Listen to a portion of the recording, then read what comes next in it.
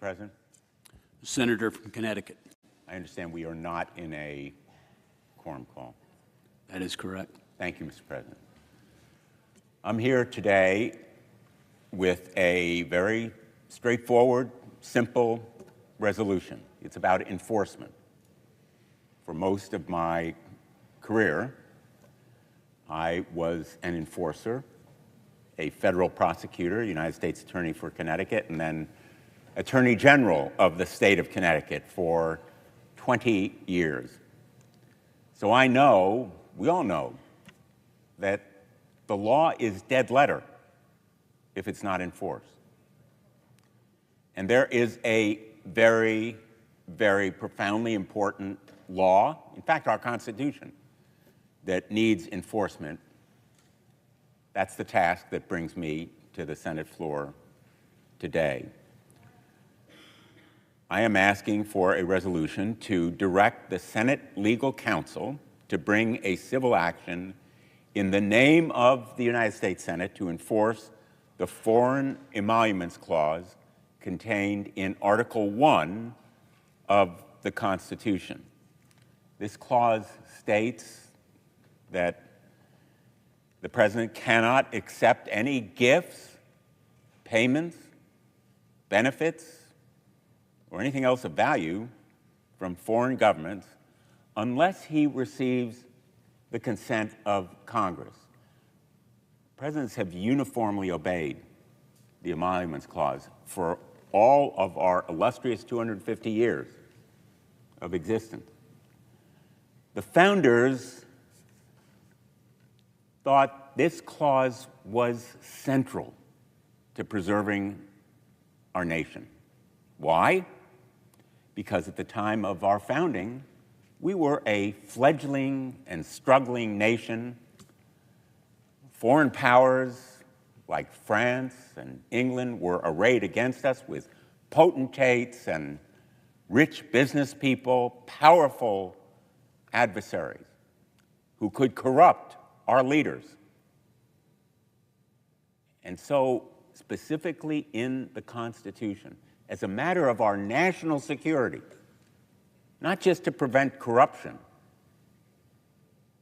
gift-taking that might violate our sense of morality, but as a matter of the defense of our nation, they inserted the Emoluments Clause that required consent of Congress before the President or any other public official could accept anything of value, whether it be a benefit, an indirect payment, anything of value. And so now, if you are a member of the armed services and you're asked to teach a course in another country and you're paid for it, you need to get permission. It applies to the lowliest of federal officials and the highest. The Emoluments Clause is part of our Constitution. I know a lot about the Emoluments Clause because I sued Donald Trump under the Emoluments Clause during his first term. And we won at the district court level. In fact, we prevailed in that lawsuit, but then we were told that we had no standing.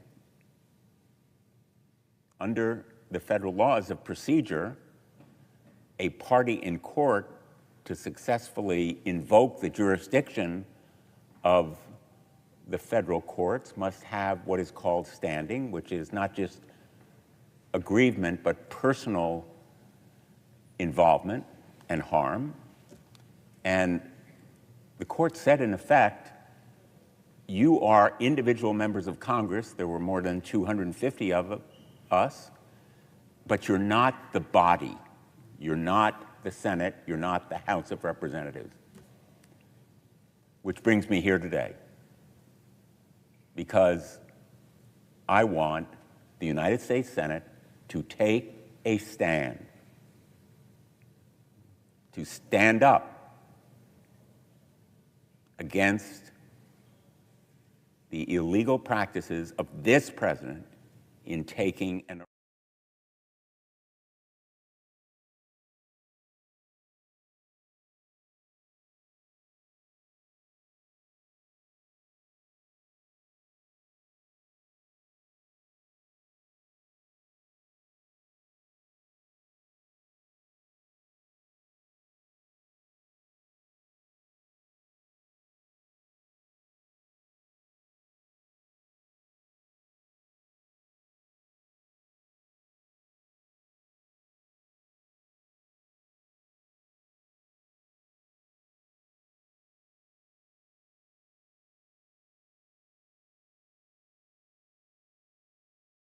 Air Force One, but he wants to take that jet and then install it as part of his private library.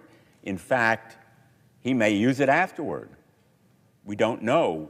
What we do know is costly modifications were required to ensure the installation of multiple top secret systems to get the plane flight ready, and now it has to go back for more work because, in fact, the security system right now is inadequate. But we know taxpayers are going to foot the bill, a benefit to the president, probably in excess of $1 billion.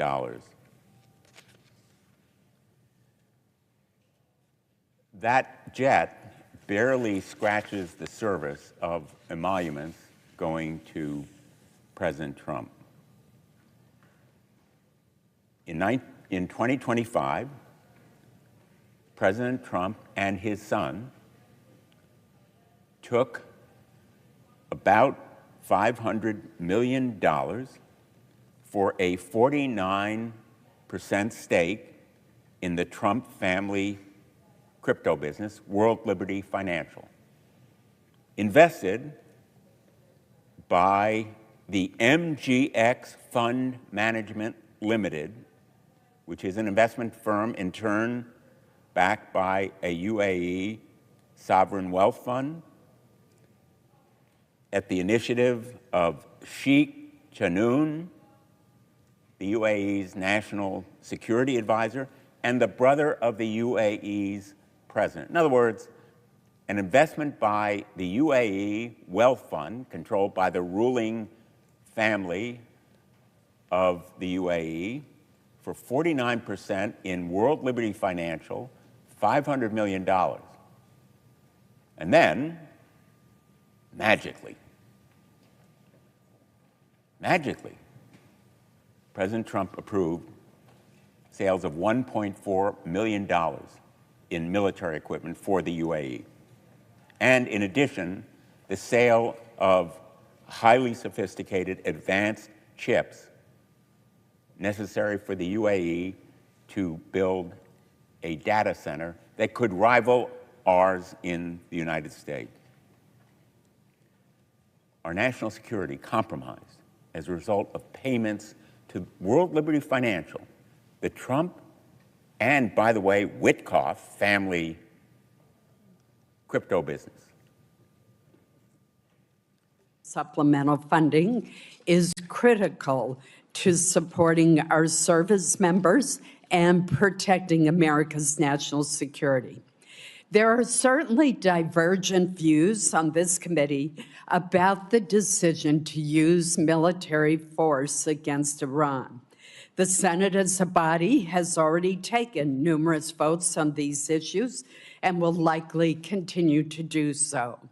But irrespective of our differing views about the military operations, the fact remains that there are must-pay bills and urgent requirements facing the department that affect the ability of our troops to be well-trained and, more broadly, of the U.S. military to deter and defend against potential aggressors worldwide. I would note that some of the requirements, such as the shortfalls in munitions, have been well known to this committee for some time, and prior to the conflict with Iran, there has been bipartisan support to address these shortfalls. While these munition shortfalls have been years in the making, they are growing increasingly urgent. We should not undermine the readiness of our service members for any engagement or refuse to rebuild critical capabilities. Our men and women in uniform do not decide where they are sent or the missions to which they are assigned. Congress has a responsibility to ensure that they have the tools, the training, and the support that they need to accomplish their missions. On the topic of our service members, I would be remiss if I did not note that since January of last year, the department has removed a number of senior generals and admirals from their positions, blocked or altered promotion lists across multiple services, and intervened in several senior assignments. A recent New York Times story reported that about 40 senior officers were removed from promotion lists, and more than 24 generals and admirals were fired or sidelined, including Admiral Lisa Franchetti, the first woman to lead the Navy. The Times further reports that more than half of those fired or removed have been female or Black, and that for the first time in more than a decade, no active duty female naval officers are likely to be promoted to admiral. I find this deeply troubling. These are men and women who volunteered to serve our country and swore an oath to support and defend our Constitution. Over the course of their careers, they have earned the support and the trust of their commanders and subordinates, led our men and women in uniform, and were selected through rigorous command and promotion boards.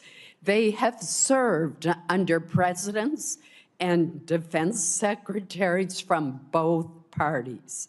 Reports that women and people of color are disproportionately fired or sidelined create the impression that their service is not valued. This is likely to discourage well-qualified women and individuals of color from joining our armed forces, thus depriving us of their talent, dedication, and patriotism.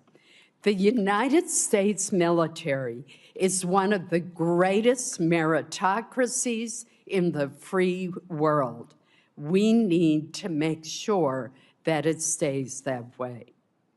I now recognize Vice President Murray for her opening statement. Thank you very much, Chair Collins, and thank you to all of our witnesses who are here today. I first, too, do want to acknowledge the loss of one of our colleagues on this dais. Like so many, I was very shocked and saddened to learn of Senator Graham's passing. We disagreed on many issues, but there was no denying the energy that Lindsay brought to this job.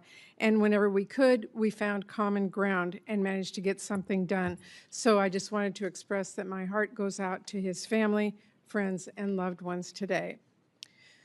Now, I want to start with a few facts. 143 days ago, President Trump started a war of his own choosing with Iran. He did not consult Congress. He did not get authorization from Congress. He did not build a coalition of allies. He did not make a case to the American people, nor did he ever win their support. 2/3 of Americans opposed the war. And the president's decision had catastrophic costs. 17 American service members have now died. And that includes 3 who tragically lost their lives over the last few days, and another is still missing. Several hundred more have been injured, including nearly 100 who've been hurt just in the last few weeks. We owe all of them and their families a debt of gratitude that we can never repay. Thousands of civilians have also been killed, and this administration will not tell the public or Congress the true financial costs of this war, but we know it is very well into the tens of billions of dollars. Tax dollars we could have spent helping people afford health care or building new housing have now been lit on fire by a president who blundered us into a disastrous war. And the cost to families' bank accounts are staggering. Economic growth has slowed to a crawl.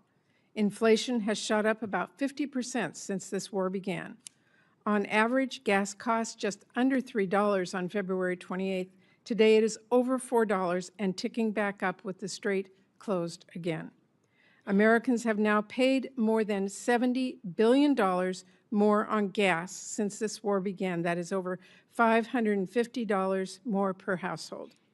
Fertilizer costs skyrocketed in the middle of spring planting, crushing farmers operating on extremely thin margins and costing families more on just about everything they buy at the grocery store.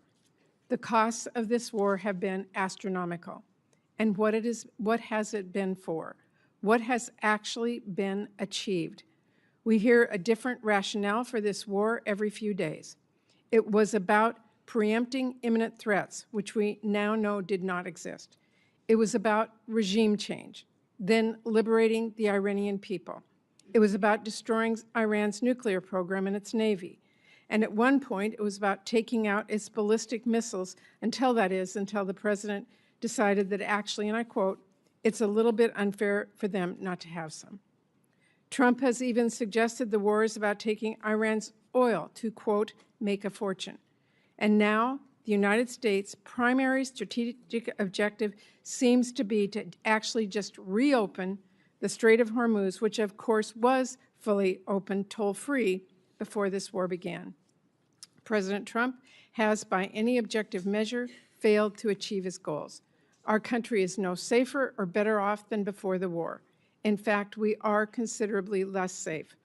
Our stockpiles have been depleted, and it will take years of production to fully replenish them, no matter how much money is thrown at this problem.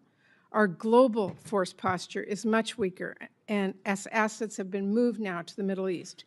And we are now much further away from a long-term solution to halt Iran's nuclear program than we were before Trump ripped up the deal that President Obama negotiated, which secured actual, measurable commitments and progress without ever starting a costly war. In fact, there are new reports that Iran may have moved nuclear assets into a mountain bunker, which raises concerns about whether Iran might restart its program. It used to be a pretty somber and serious thing, a president taking America to war and costing lives and taxpayer dollars. But this president has been downright flippant. The people I represent worry Trump thinks this is all a game and has sent men and women into harm's way without any sort of plan. And now that he's driven that car into the ditch, he wants taxpayers to bail him out. As the daughter of a World War II veteran and a Purple Heart recipient, the way this White House has blissfully operated with no plan for success is disrespectful to our men and women in uniform. These are patriots. They are highly trained and have sacrificed tremendously to keep us safe. They shouldn't be forced to put a show on for the president's birthday parade, or do the job of Border Patrol agents, or risk their lives in a disastrous war that the president clearly failed to think through.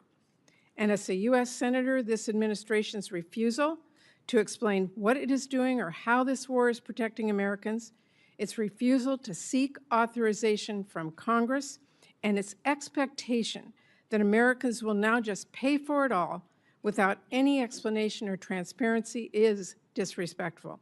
And it's insulting to the people back home that all of us represent. So here we are, 5 months later. The strait is closed. The ceasefire hasn't just disintegrated. This war is now spiraling out of control again. The president is threatening escalation and war crimes and suggesting this could be another forever war. He has told us over 40 times now that a deal is near and the war will be over soon. But now he is asking for $70 billion more and for us to just trust him it'll work out fine. Look, I've been very clear. My Democratic colleagues and I will do absolutely everything to ensure that we do take care of our service members and keep this country safe. Chairman Caine, I hope you know that every Democrat on this committee deeply respects the sacrifices that you and our service members and their families are making. Everyone who signed up to serve our country deserves to be more than an afterthought in a war that the president decided to launch despite all the blinking red warnings. But my colleagues and I cannot and will not support rubber stamping a request to bankroll this war and whatever other misadventures Trump wants to get us into next. The American people want to see a quick and strategic end to this war, not $70 billion of their tax dollars sent to keep it going. And I want to make a few important points.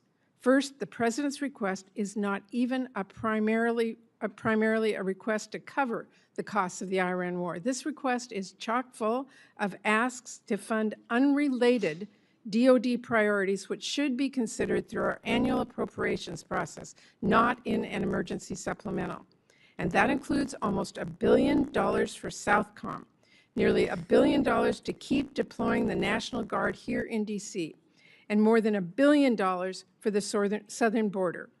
Secondly, President Trump is making this request as the Pentagon has a record-breaking $1 trillion total budget for FY26, including over $75 billion it has in unspent money from Republicans' big ugly bill.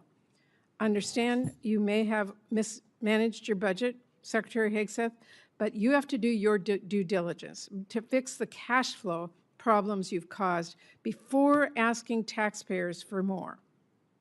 Third, the president is now asking for all of us to approve tens of billions of dollars in new funding for the war, while his administration still has yet to share actual cost estimates, essential information to justify this request, and a plan for where on earth this conflict goes next. This administration is either hiding the truth from Congress and the American people, or if you take at face value what they've said, and in the few briefings that we've had, they have no idea what is going on and no plan to right the ship, neither of which is acceptable. Now, Trump is also asking Congress for over $10 billion to help struggling American farmers who have been crushed first by the tariffs and then by this war, which has shot fertilizer and diesel costs through the roof. I'm digging into that request, but let me be clear. As we're looking at what farmers might need to weather Trump's storm, we must also help families put food on the table. And to do that, we should delay and ultimately reverse Republicans' deep cuts to SNAP, which have already kicked at least 1 million kids off of food assistance. Finally, Trump has also requested, and I had to read this one twice to believe, $1.3 billion in new funding for the State Department for Global Health and Humanitarian Needs. At the very same time, his administration is withholding more than twice that amount in funding that has already been signed into law and is available for the same purpose. He's also asking for authorities to make U.S. taxpayer dollars subsidize the Venezuelan oil industry and to finance the establishment of private investment funds like the one he just handed over to one of his ballroom donors. Unfortunately, Secretary Rubio is not here with us today to explain those requests, to talk about how this war forced one of the largest evacuations of our diplomatic posts ever, or to explain whether, as a national security advisor, he still thinks this war is, quote, the right decision, and whether he still, quote, believes in it strongly.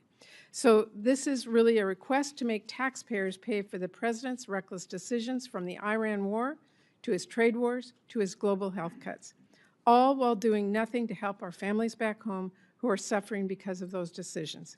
And that is what we should be focused on, helping people. Because as Senator Padilla and others on both sides of the aisle will tell us shortly, there are urgent domestic needs that we should be addressing instead of sending more money for Trump to drop bombs overseas. Priorities like disaster relief for our communities that have been ravaged by the unthinkable, or taking action to lower families' costs. You know what's a crisis right now? The fact that there are families I hear from back home who are working full-time and still being forced to decide whether to skip meals so they finally can buy their kids a pair of shoes. You know what's a crisis? The fact that hospitals are shutting down and kids are going hungry because of Republicans' cuts. Instead of bankrolling the president's war or sending ICE $70 billion, my colleagues on the other side of the aisle could work with us to quadruple our investments to cure cancer, or help families afford childcare, or help them afford to cool their homes. Those are policy choices. And Republican leadership has chosen to focus on funding war and ICE endlessly without a single cent for our American families. So let me close with this. This president says we can't afford health care. We can't afford child care. We can't afford housing. But somehow we can always afford another war. No price tag on that. Families in Washington state are skipping doctor's visits so they can afford groceries. Trump wants Congress to cut him a blank check for a war that no one supports. The American people entrust us to spend their taxpayer dollars strategically and thoughtfully. This is a huge responsibility, so let me be clear. I'm ready to work with my colleagues in a bipartisan way, as always, to address the needs of our nation and the American people. But I hope we can have real conversations about why there seems to always be money for Trump's wars, but never money for the families back home who are desperate for a little relief. So I look forward to today's discussion. Thank you. I will now introduce our first panel of witnesses. Today, we're going to be hearing first from our colleagues, Senator Mike Rounds of South Dakota, Senator Ted Budd of North Carolina, and Senator Alex Padilla of California. I welcome all of you, and Senator Rounds will begin with you first. Chair Collins, Vice Chair Murray, and members of the committee, thank you for the opportunity to highlight why food security and national security go hand in hand. I'd also like to thank the Trump administration for recognizing that input pressures have made it more difficult for American farmers to support their own operations. In South Dakota, farming and ranching is more than a job. It's a way of life built on hard work, stewardship, and the hope of leaving the land better for the next generation. Feeding and fueling the world has never been easy. Producers continue showing up year after year despite drought, floods, disease, pests, volatile markets, and other challenges beyond their control. This supplemental funding request comes at a critical time. Farmers and ranchers are facing production costs that exceed market returns. Higher fertilizer, diesel fuel, seed, equipment, and crop protection costs, coupled with retaliatory trade practices and continued market uncertainty, have put enormous financial pressure on producers. Specifically, the projected loss per acre across the country in 2026 for corn is $131. For cotton, $342. For wheat, $114. And for soybeans, $80. While we work to strengthen America's ability to produce more of what we need here at home and reduce reliance on foreign supply chains, Congress should provide stability so producers can remain in business and continue producing the best food and fuel in the world. Today's threats extend well beyond weather and markets. Foreign adversaries, cyber threats, industry consolidation, arbitrary standards, and unfair trade practices impact farmers' ability to produce food, fiber, and fuel. Food security, energy security, and national security are connected. We also have an opportunity to strengthen both agriculture and energy security by permanently authorizing voluntary access to nationwide year-round sales of E15. Giving consumers the option to choose a higher ethanol blend would increase domestic fuel production, expand markets for corn growers, reduce reliance on foreign energy sources, and provide families with lower cost options at the pump. Given the significant defense investments included in this supplemental, I also want to emphasize the importance of fully funding our national defense. We are living in one of the most complex and lethal threat environments since the Second World War, and the brave men and women who volunteer to defend this country deserve the leadership, training, and equipment, along with resources necessary to maintain America's military advantage. Protecting America's food supply, energy supply, and national defense are not separate priorities. They reinforce one another. This supplemental provides needed assistance to help farm and ranch families endure today's economic challenges, while Congress and the administration continue advancing long-term policies that strengthen American agriculture. I urge my colleagues to support this supplemental request to provide stability to our ag producers at this time. Thank you, Madam Chair. Thank you, Senator Rounds. Senator Budd. Chair Collins, Vice Chair Murray, members of the committee, thank you for the opportunity to testify this afternoon to provide a voice for the people in Western North Carolina. More than 21 months ago, Hurricane Helene unleashed an unprecedented amount of rainfall on the Blue Ridge Mountains, causing severe flooding and devastating landslides. The storm left behind tens of billions in damage. In December 2024, Congress responded by approving a disaster supplemental that provided billions of dollars to Western North Carolina recovery. Additionally, North Carolina's state government stepped up by committing roughly $2.4 billion in state appropriations and redirecting more than $2 billion from state agencies for reconstruction. But the Blue Ridge Mountains' challenging terrain has made it uniquely difficult for federal programs to operate, resulting in delays and inefficiencies. And there's still work to be done. Too many projects in Western North Carolina have stalled due to insufficient funding or because of financial shortfalls from expensive debris removal and rebuilding efforts. I greatly appreciate that President Trump and Secretary Mullen have empowered FEMA to more rapidly reimburse the state and local governments for public assistance projects. However, FEMA is only one part of the equation. The Environmental Protection Agency, Department of Housing and Urban Development, and other federal agencies play a key role in disaster recovery. And much of the existing disaster funding for those agencies has already largely been allocated. When I visit Western North Carolina, I see the impacts the delays in recovery have caused. Debris still clogs the waterways. Facilities that provide drinking water and manage wastewater have yet to be rebuilt.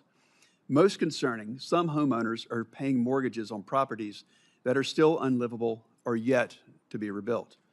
Towns have been forced to embrace expensive short-term stopgap solutions just to carry out their most basic functions for their residents. In the small town of Beech Mountain, there is no long-term water supply. The dam and water treatment plant were heavily damaged, forcing the town out of compliance with state safety standards. And as a result, the state could be finding Beech Mountain $25,000 per day. Most repairs are needed so that the water treatment plant can function long-term. If funded, this process will take at least a year and require significant diversion of utilities and/or daily water trucks just so hundreds of residents will have to have clean drinking water during construction. 3 years is too long to wait after a disaster, and we can't delay any longer. Tourism, the lifeblood of much of Western North Carolina, has begun to rebound, but there's still far too many areas that are unable to accommodate the travelers they once welcomed. But I want to highlight a few examples of success stories to show how ample funding for the last disaster supplemental, paired with exceptional planning and project execution, made an immediate impact on our mountain communities. Last July, portions of the Blue Ridge Parkway reopened after 57 landslides struck 200 miles of the parkway. This Memorial Day weekend, Lake Lure reopened to the public after an incredible debris removal and refilling project. And I want to be clear that I fully support President Trump's request to replenish our munitions stockpile and strengthen our military. And I'm also appreciative of his efforts to provide economic assistance to farmers impacted by disasters and unfair trade practices. However, to address the long-term recovery needs of Western North Carolina, more federal funds are needed. Every time I'm in Western North Carolina, people ask me to make sure that they're not forgotten. This is Congress's chance to remind them that we're serious about helping them get back on their feet. I'm deeply grateful to the members of the committee for holding this hearing, and I look forward to continuing to work with you throughout this whole process. Thank you. Thank you, Senator Budd. Senator Padilla. Thank you, Madam Chair, Vice Chair Murray, members of the committee. Appreciate the opportunity to testify on behalf of the people of California, and especially the survivors of last year's devastating fires in Los Angeles County.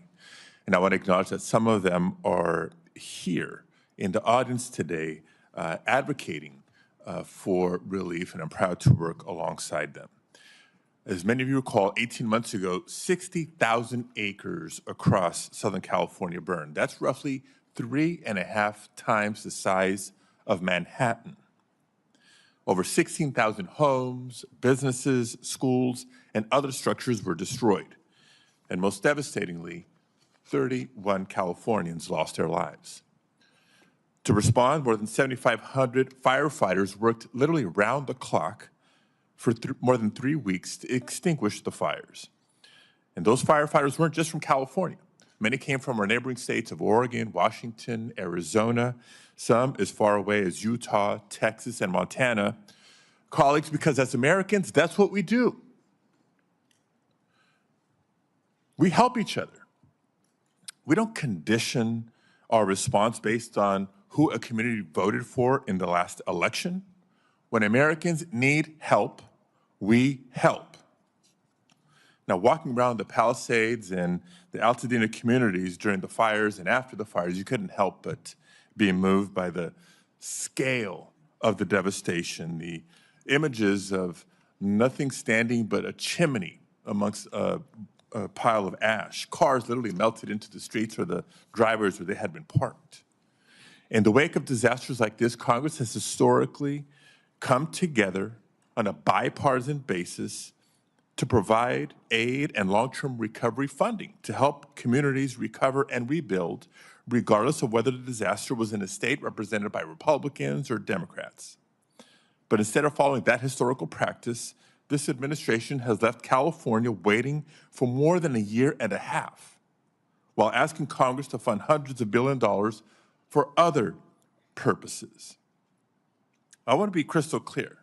No disaster-impacted community, regardless of where it is located, should ever be held hostage or treated as a bargaining chip for other political priorities. Californians in Altadena and the Palisades have now waited more than 18 months.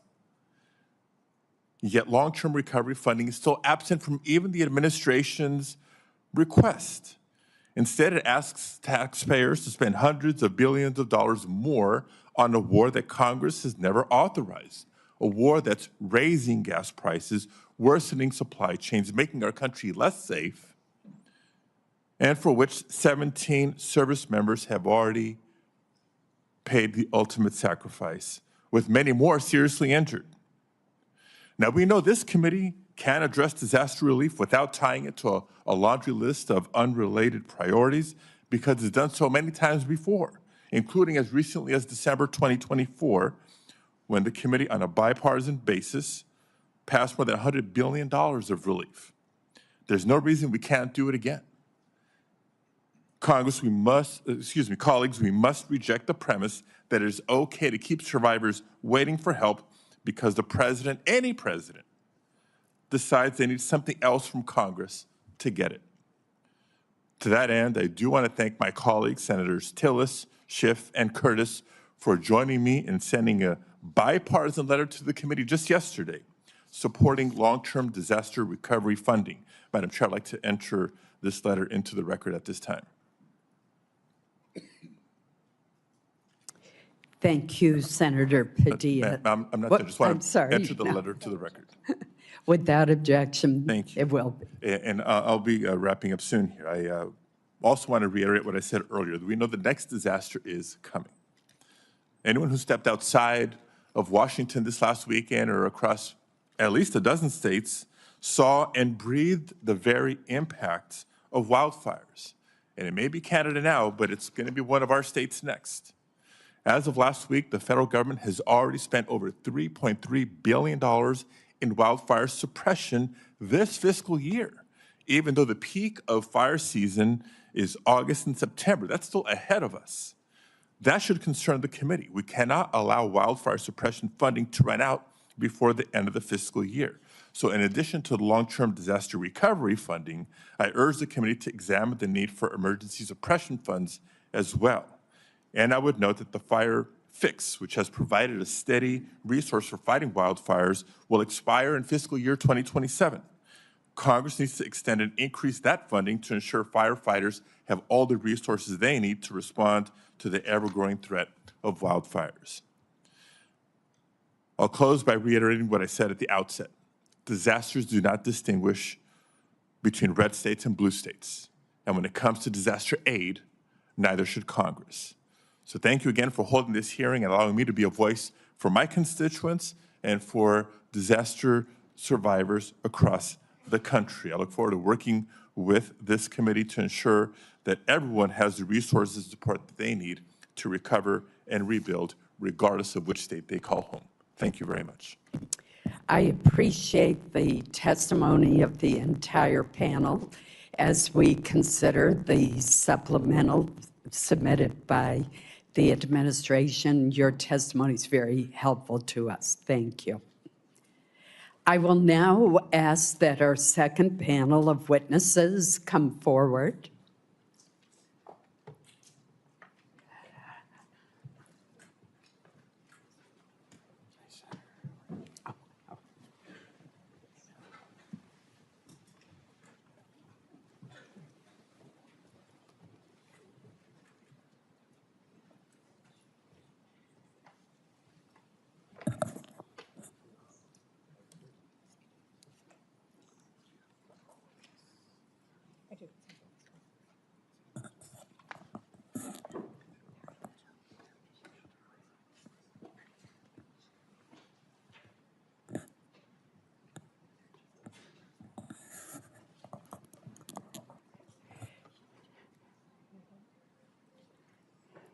Well, leave it to our military witness to be on time.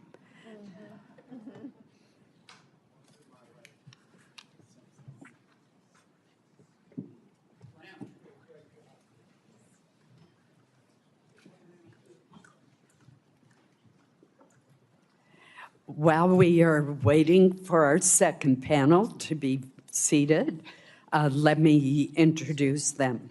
We are joined today by the Secretary of War, Pete Hegseth, the Secretary of Agriculture, Brooke Rollins, and the Chairman of the Joint Chiefs of Staff, General Dan Caine.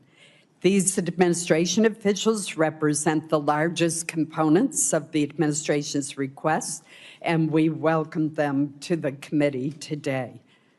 Secretary Hegseth, we will begin with your testimony. Please proceed.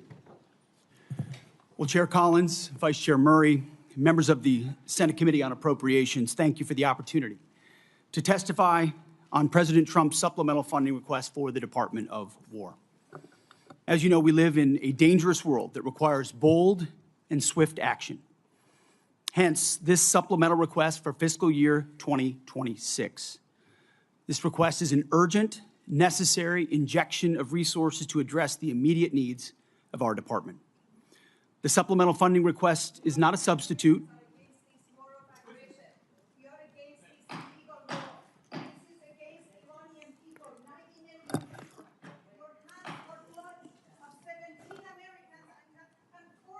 The witness will suspend until order is restored in the committee room. I know that individuals feel very passionately, but we must have order in the hearing room so that we can proceed. We're now going to move forward with our hearing, and Secretary Hegseth, please proceed. Thank you. The supplemental funding request is not a substitute for the President's full $1.5 trillion base budget request. $1.5 trillion.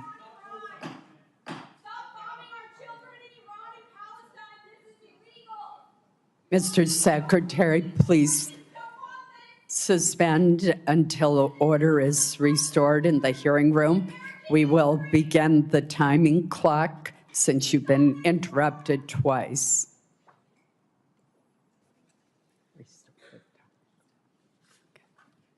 Thank you. Please proceed. $1.5 trillion is what the President seeks and what we need to defend the country. The members of this committee understand better than most that long-term strategic dominance cannot be funded through one-off supplementals.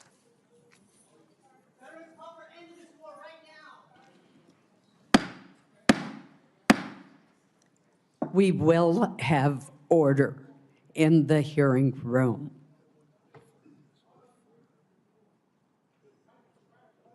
Mr. Secretary, please proceed. Collectively, the budget proposals submitted under President Trump follow a simple logic.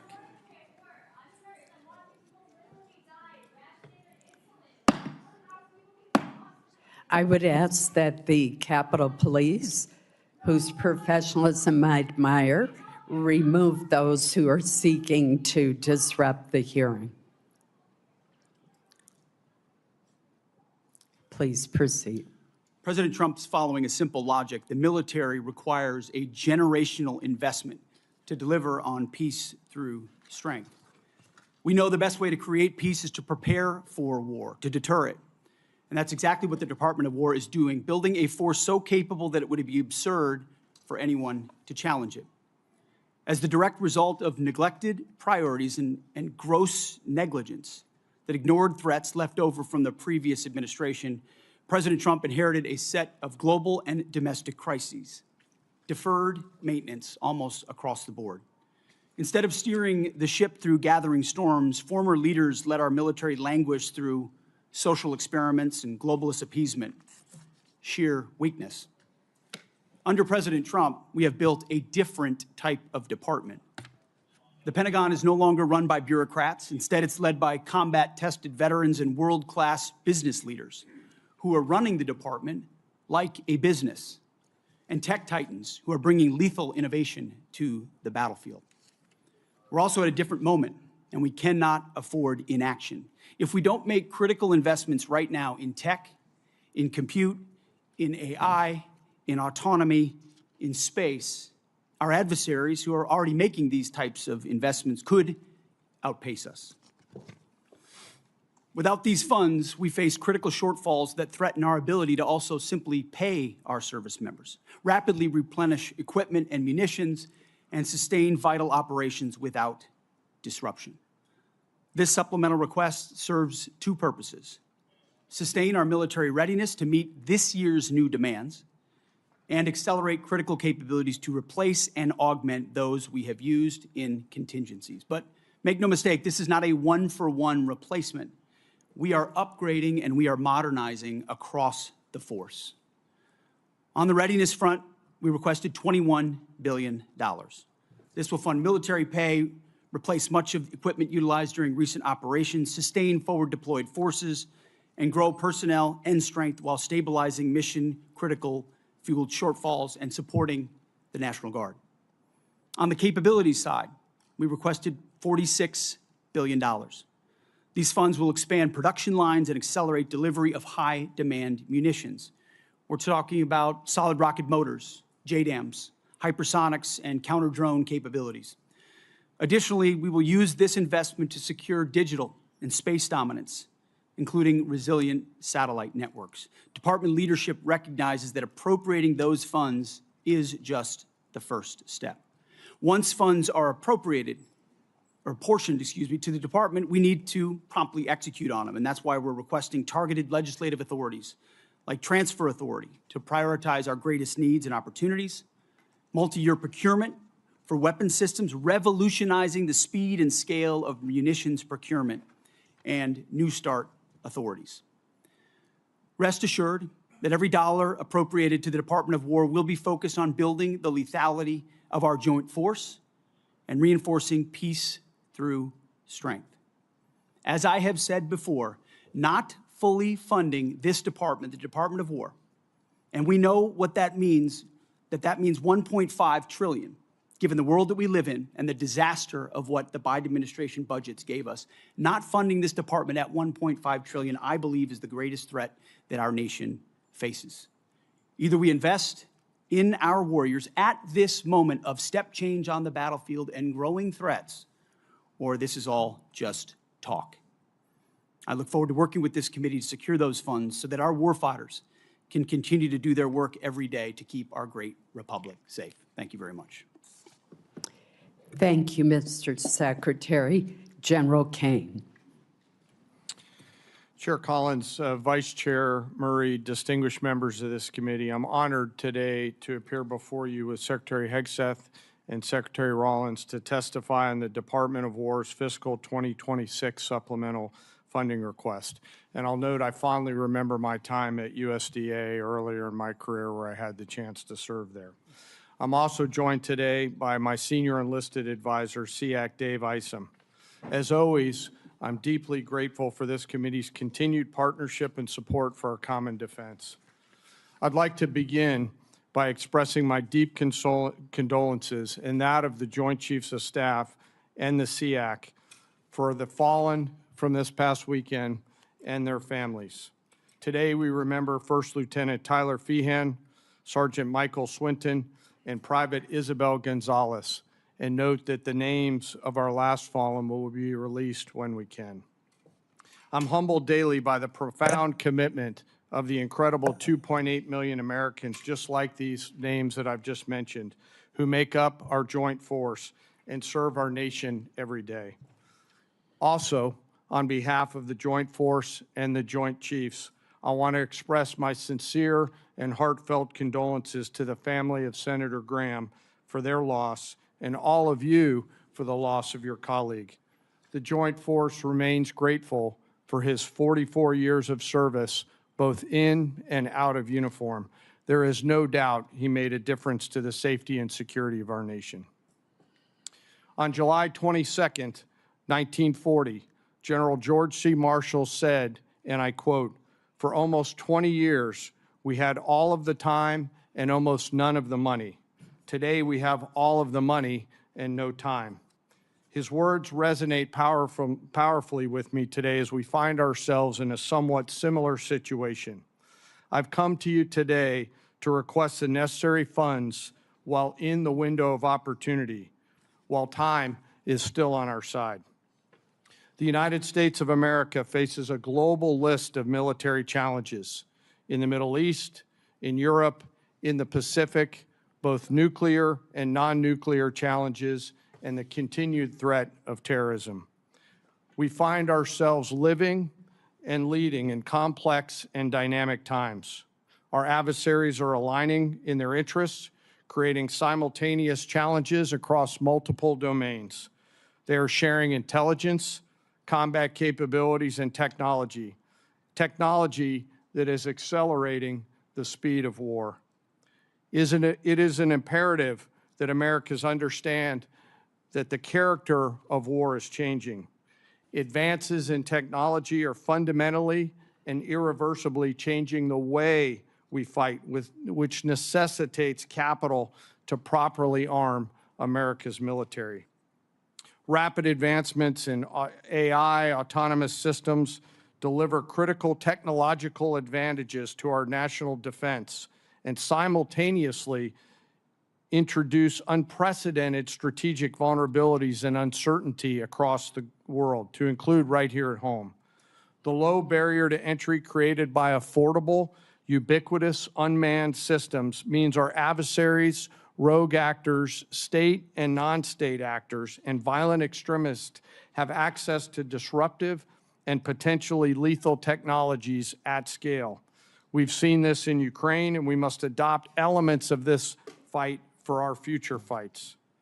Conflict is never confined neatly to the land, sea, or air domains. The modern battlefield stretches from the seabed up to cislunar space and beyond, cyberspace, and in the information domain, all at the same time. Our nation must be prepared to fight and win across all of them, all the time, all at once.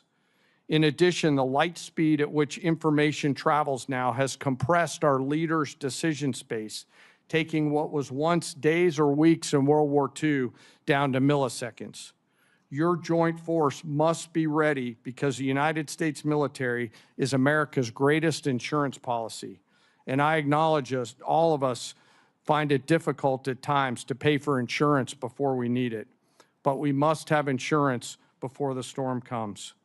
The Armed Forces of the United States of America serves as our nation's ultimate safeguard and our insurance policy to preserve, protect, and defend our national interests, security, and prosperity. To uphold this responsibility, we require predictable and consistent funding. This will allow us to partner effectively with our defense and national industrial bases, building on acquisition reforms that guarantee our warfighters receive capabilities at scale before they are required in conflict or combat. I'm struck by this season of American history we find ourselves in, and I continue to ask myself, if not now, then when? And if not us in this room and the rest of the Congress and the nation, then who? I acknowledge the environment we all serve in, but always remember that we are all Americans with deep and abiding love of our nation and our military service members and their families. I've come today to ask for your help and your support. America's armed forces need $1.5 trillion to meet the military challenges of the future. This supplemental is a part of that, and to be allowed to use this capital to pay for military personnel, operations and maintenance expenses, and accelerate investments on critical technologies, as the Secretary just mentioned.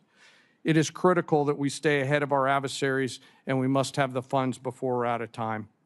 In closing, I ask all of us to remember our deployed service members around the world right now, especially our Army teammates who remain deployed after losing their friends and teammates this past weekend. And I again ask all of us here in the Senate and across the American people to never forget our fallen and their families, who continue to show us what courage, tenacity, grit, and commitment to the nation looks like. Thank you very much, and I look forward to your questions. Thank you, General. Secretary Rollins.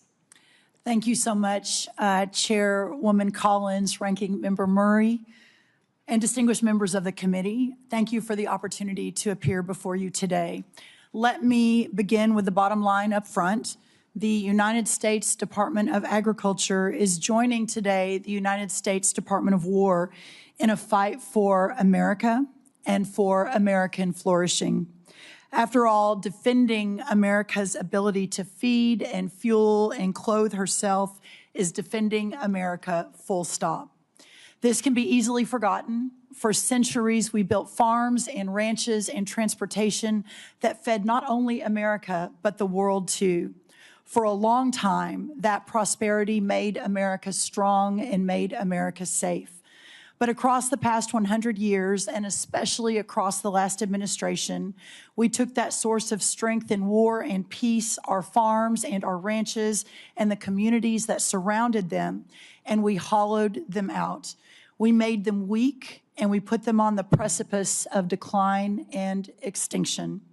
We sent our food production overseas. In fact, 2023 was for the first time a significant net importer of our food for America. And in so doing, we replaced American production with massive amounts of imports. We allowed and even encouraged the consolidation of agriculture, seed production, processing, fertilizer, and beyond, into massive industries at scale.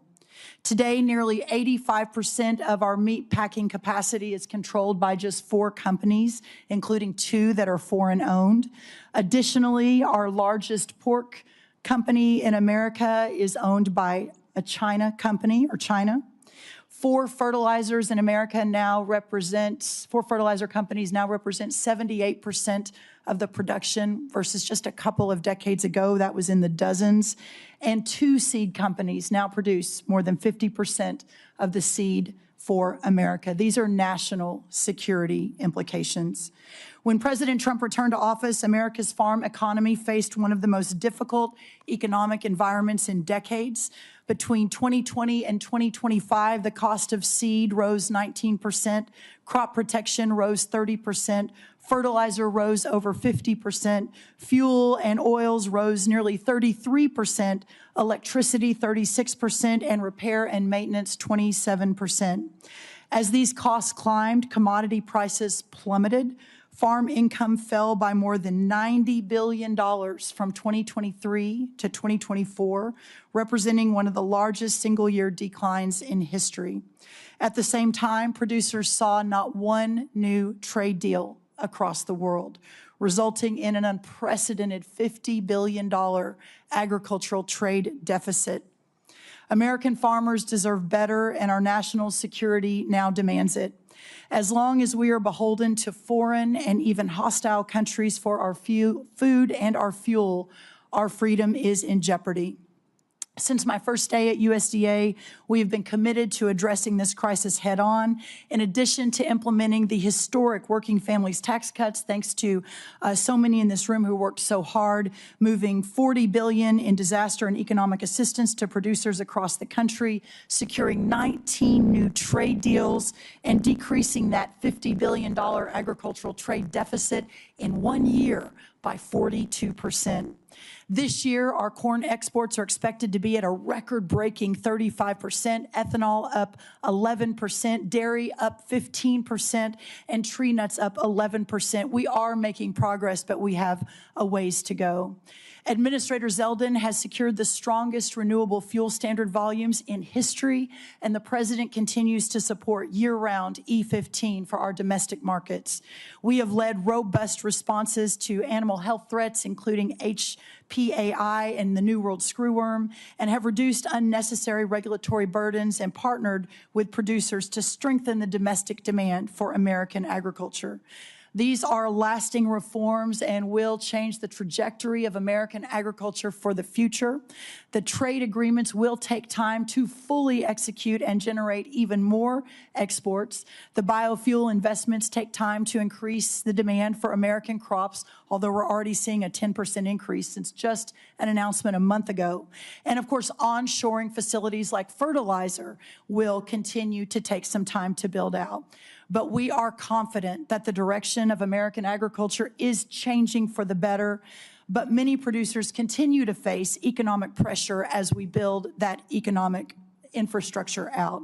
Specialty crop growers across the Northeast, the Mid-Atlantic, the Pacific Northwest, and Florida suffered devastating freeze losses this past winter.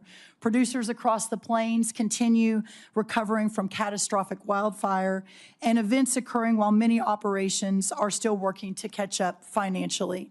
That is why our proposal includes $10 billion in temporary economic assistance for 2026 row crop and specialty crop producers, and also includes $1.1 billion to help producers recover from catastrophic freeze losses suffered this past winter.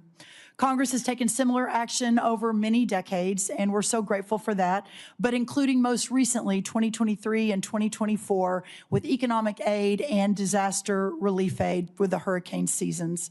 I want to be 100% clear as I close. For the sake of American national security, American existence, and the American future, we must, in the long run, end this system that has grown up like a weed and strangled the American farmland and food production. Farmers want to farm for their products, not for a government check. They want to be free from dependency and free to innovate. We know what happens when they are able to do that. They build and feed the greatest republic in the history of man. But when they aren't, well, we know the danger that we are in today. But that's why this supplemental is so important. It provides a bridge and extends a hand to Americans who need it. It buys the nation the security that we need, and it buys us time to deconstruct and then reconstruct a new system, putting our farmers and ranchers first, and to restore the system that originally made America great. For our farmers, the defense of American freedom continues. They only ask to be free to fight. Thank you so much. Thank you for your testimony. We will now begin with questions for our witnesses.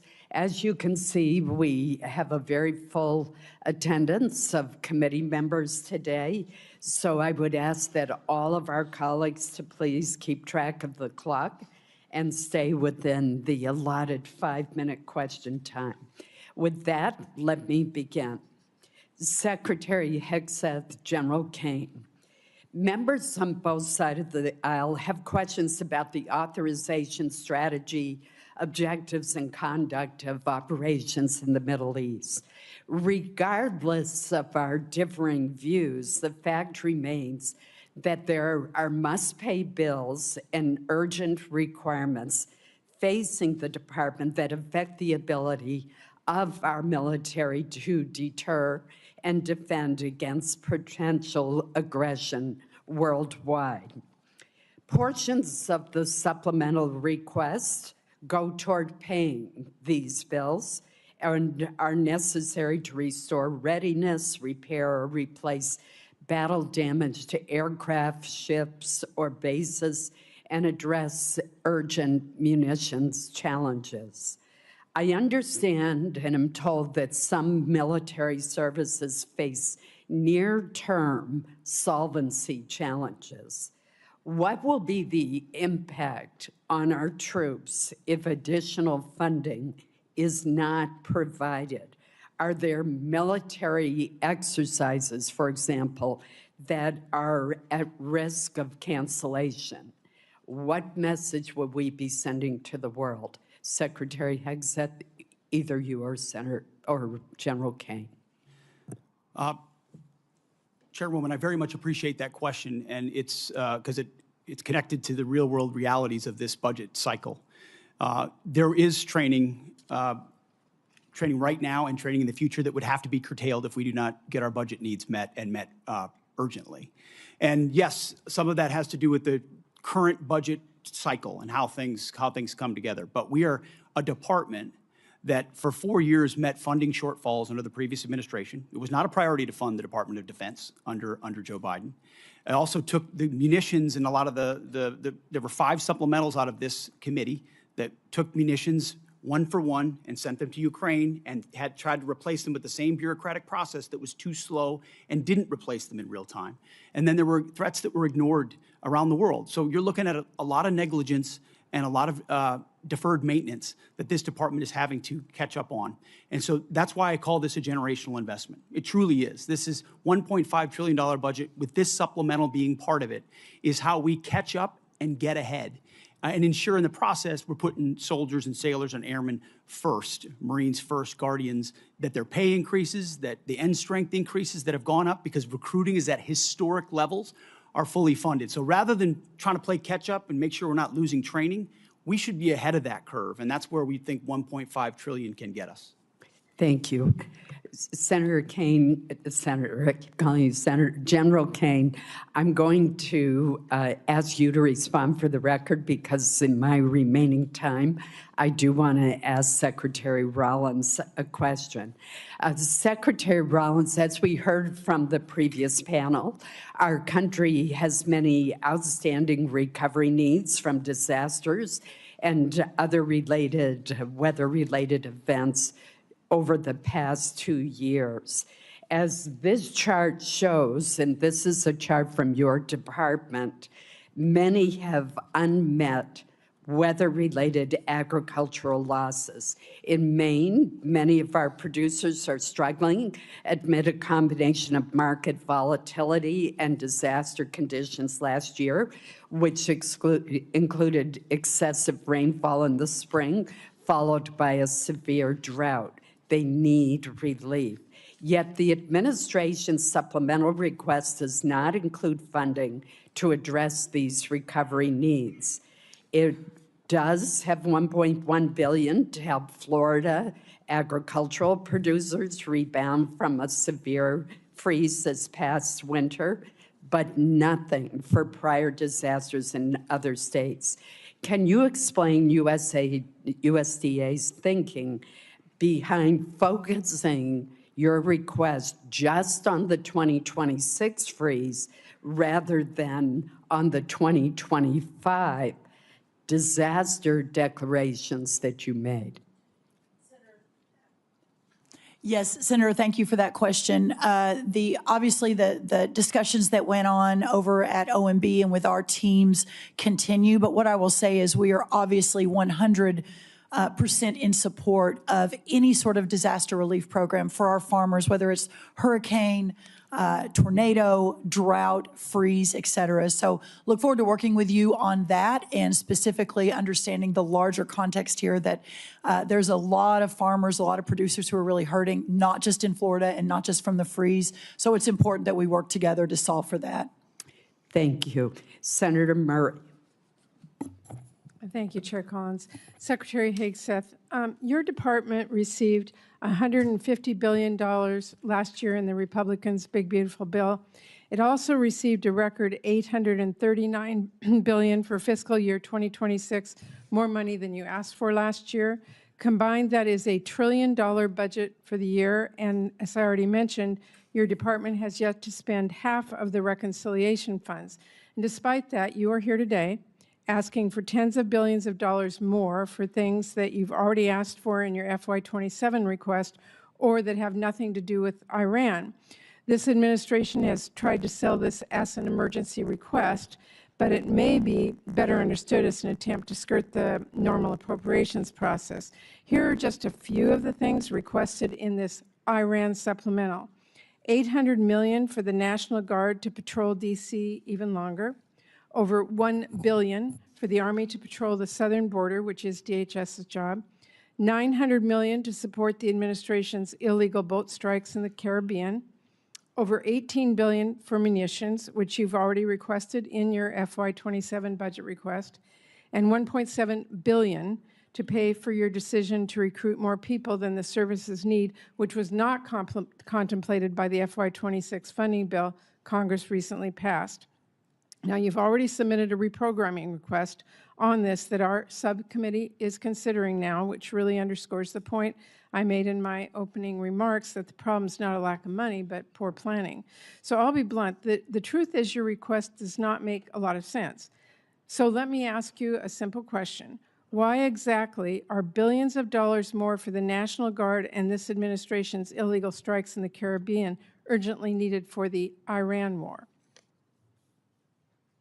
Well, Senator, I wouldn't, of course, agree with your characterization, but why this kind of spending is needed is because of the gross negligence and neglect of the Biden administration inside our department. Ran it like a bureaucracy, abandoned our strength posture around the world, so we're having to reestablish deterrence. You mentioned the end strength numbers, and I will acknowledge that we are ahead of schedule on end strength in recruiting. 8,000 in the Navy, 6,000 in the Army, 4,000 in the Air Force. Because under President Trump, there's been record and historic over 30-year recruiting records inside our department since he won the election, because the American people didn't want to sign up for what Joe Biden was providing our military. Let me and they want to sign up for what President Trump is doing in his leadership. And so those are good problems to have that we need to fund and a reflection of momentum. And this budget will allow us to continue the kind of momentum that gets us ahead. My point is that a lot of this request does not feel like an emergency. And let me move on. Secretary Hegseth, like most Americans, I've had a lot of trouble following this administration's contradictory statements about the war. On April 8th, you said, and I quote, "Their missile program is functionally destroyed, launchers, production facilities, and existing stockpiles depleted and decimated and almost completely ineffective." Mr. Secretary, Iran has been firing at U.S. military bases in the region and its ships for the last week. How is it possible, if their capabilities were, quote, functionally destroyed 3 months earlier, as she claimed, for them to be doing this now? Well, Senator, Iran is at the weakest point militarily it has ever been in the past decade. Certainly, maybe in 47 years, as they've gathered effectively a terror army. And that terror army was built to try to create conventional capabilities to defend against a pursuit of nuclear weapons, which meant thousands of ballistic missiles, many of which we have destroyed, others of which they have put inside facilities and hidden in underground facilities. And that's what terror regimes would do. So I acknowledge they still have capabilities, no doubt. But the amount of damage that we've done to them over the course of these series of operations has put them in the worst place they've ever been. Okay, well, let me move on. On May 5th, you claimed that Iran doesn't control the strait, and you said that there was a, quote, powerful red, white, and blue dome over the strait. If that was true, how did Iran shrink ship traffic in the strait to a trickle again last week? We pushed almost, I believe, between 400 and 500 million barrels of oil under the nose of Iran over the course of Project Freedom, which went underground, which I acknowledged after we did so covertly, because it was more effective to do so quietly than to do so publicly. So we've been in control of moving traffic through there for quite some time. Will they retain the ability to recklessly shoot at commercial shipping? And that's what happened. We had a ceasefire, and then they shot at commercial shipping recklessly also as a state. said at That's that what changed same press conference, and I'm going to quote you, you urged Iran to, quote, let innocent ships pass freely. These international waters belong to all nations, not to Iran to tax, toll, or control. Last week, President Trump said the U.S. would charge a 20% toll to each ship to pass through the state. So based on your opposition to tolls, did you talk to the president out of that idea, or did someone else? Iran's not charging tolls, and they're shooting at ships right now. But Trump said that he wanted to charge a 20% toll. We have a blockade right now of all Iranian ships and Iranian ports, Didn't answer and the question. it's effective. My time is out. Senator Murkowski. Thank you, Madam Chairman, and thank you all for being here. Challenging times, I think we all recognize that. Secretary Hegseth, I want to ask, just specific to Iran authorization, the administration has made the case that the action in Iran falls under the President's Article 2 authorities, and we can have disagreement. Reasonable people can disagree about the boundaries of the presidential war powers, and have for a long period of time. But I look at the War Powers Resolution, and it's not ambiguous. It requires the President to terminate hostilities within 60 days absent congressional authorization. So hostilities began February 28th.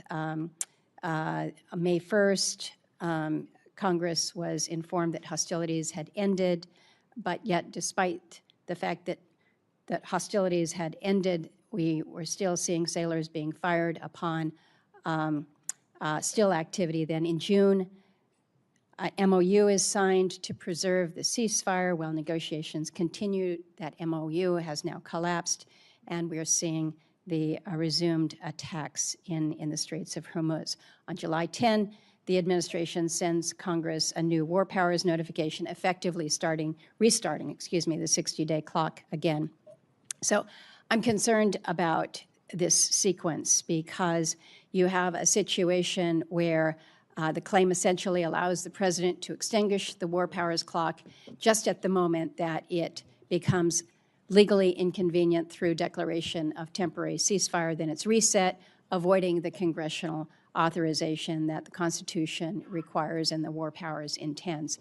So we had an opportunity in previous appropriations hearing for me to ask if you felt the administration had all the authority that it needed. You indicated at that time that no, additional authority was not needed. Are you still, is the administration still taking that position about needing no authorization from Congress at this time?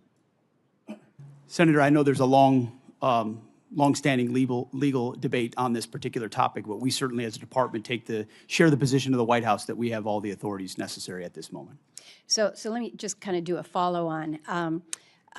In the Clinton administration, this is 1999, there was an operation that was launched, Operation Allied Force, NATO airstrikes against Yugoslavia. There was not a prior congressional authorization that was sought. President Clinton notified Congress under the War Powers Resolution, and then subsequent to that, sent Congress an emergency supplemental funding request. It was about $6 billion to cover the cost of Kosovo operations. Congress then passed a supplemental package that covered the president's request plus additional military funding. But Congress never passed a standalone authorization for use of military force in Kosovo. When the war powers clock was set to run out then in May of 1999, the Clinton Justice Department's Office of Legal Counsel issued an opinion holding that the supplemental appropriation itself, passed without any authorizing language, satisfied the War Powers Resolution requirement. So is the department looking to that or intending to rely on that same reasoning that funding alone can substitute for explicit congressional authorization? Senator, I would have to defer to our legal department, and we'll get back to you with our views on that. But as of right now, we think standalone Article 2 authorities exist for us to conduct this operation on behalf of the defense of the American people, that the president has those authorities, and seeking this funding is important in pursuit of that and our $1.5 trillion budget. But I wouldn't connect the two without consulting with our legal folks first.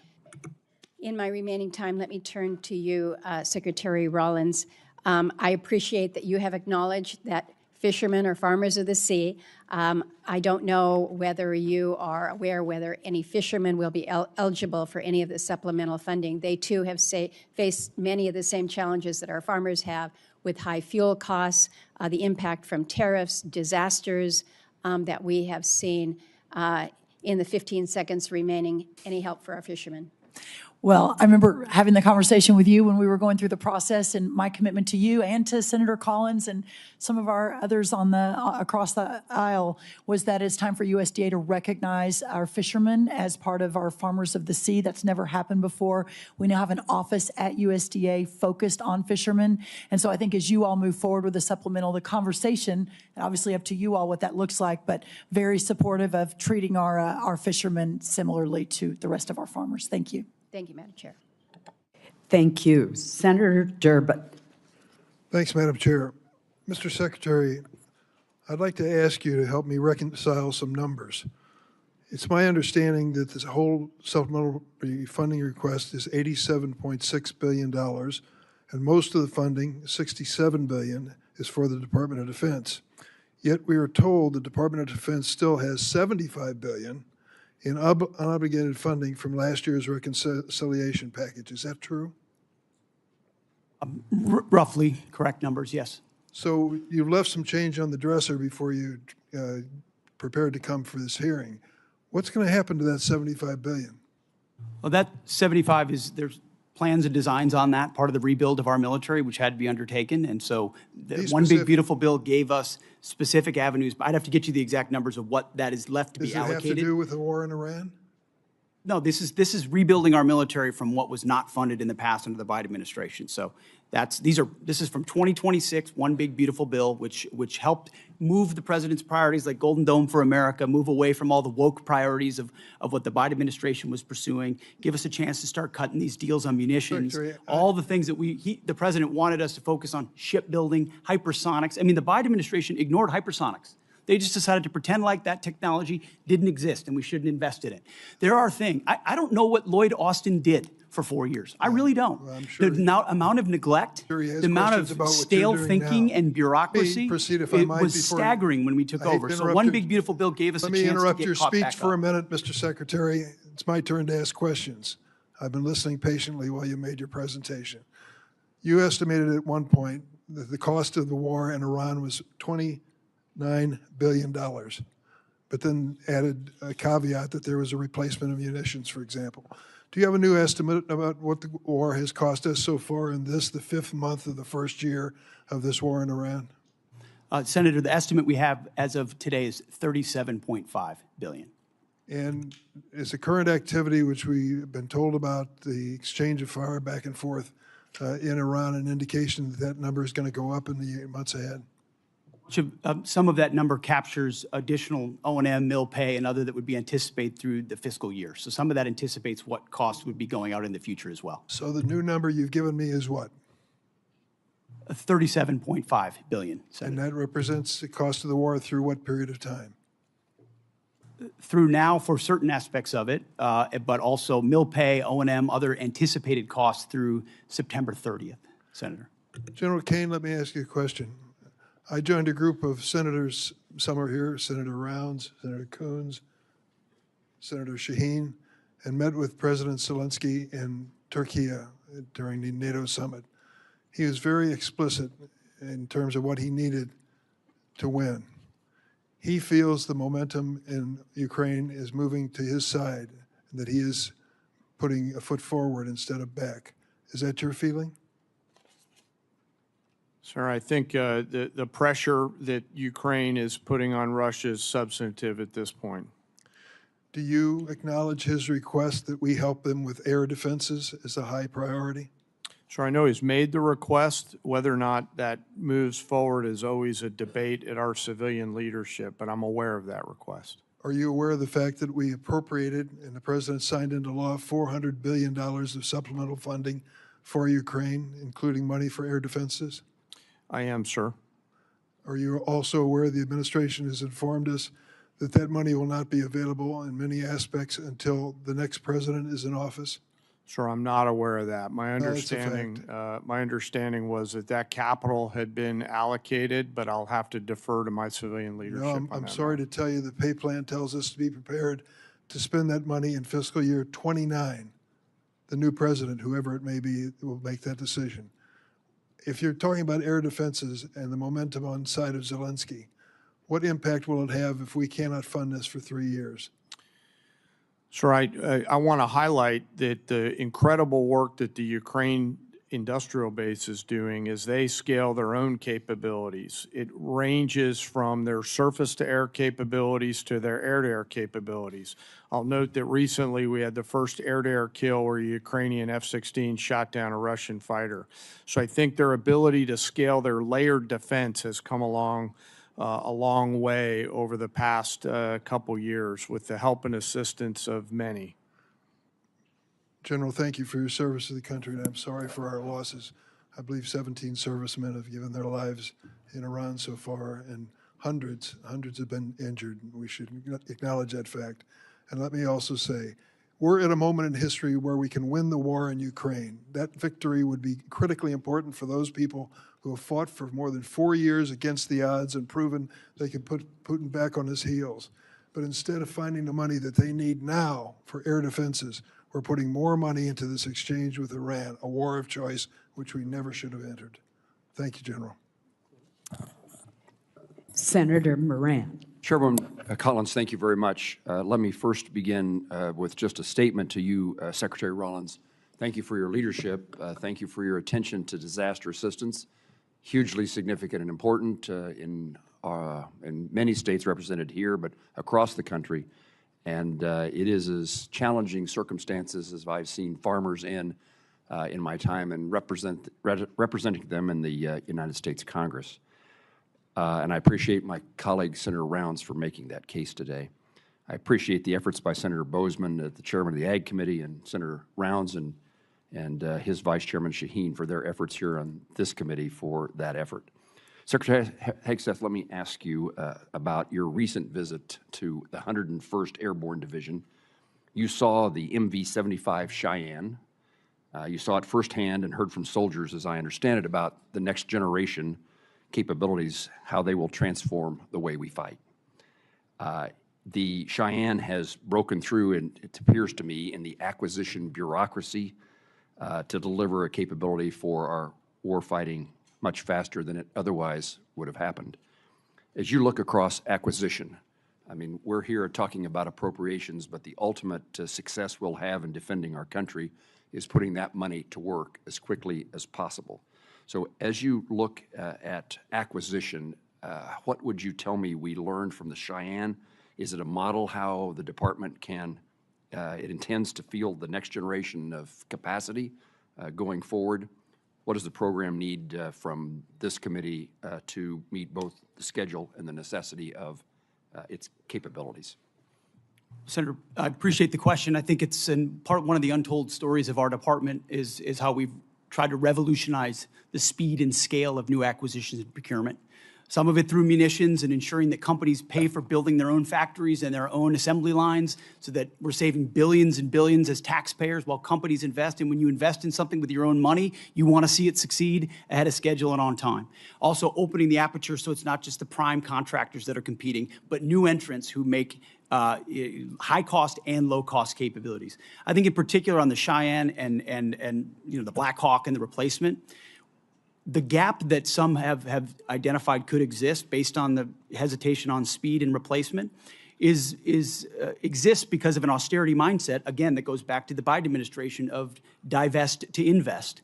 And so you end up divesting in certain systems like the Black Hawk before the next one is online, creating gaps for actual operators. And what we're funding in this supplemental and across this budget is the ability to do both.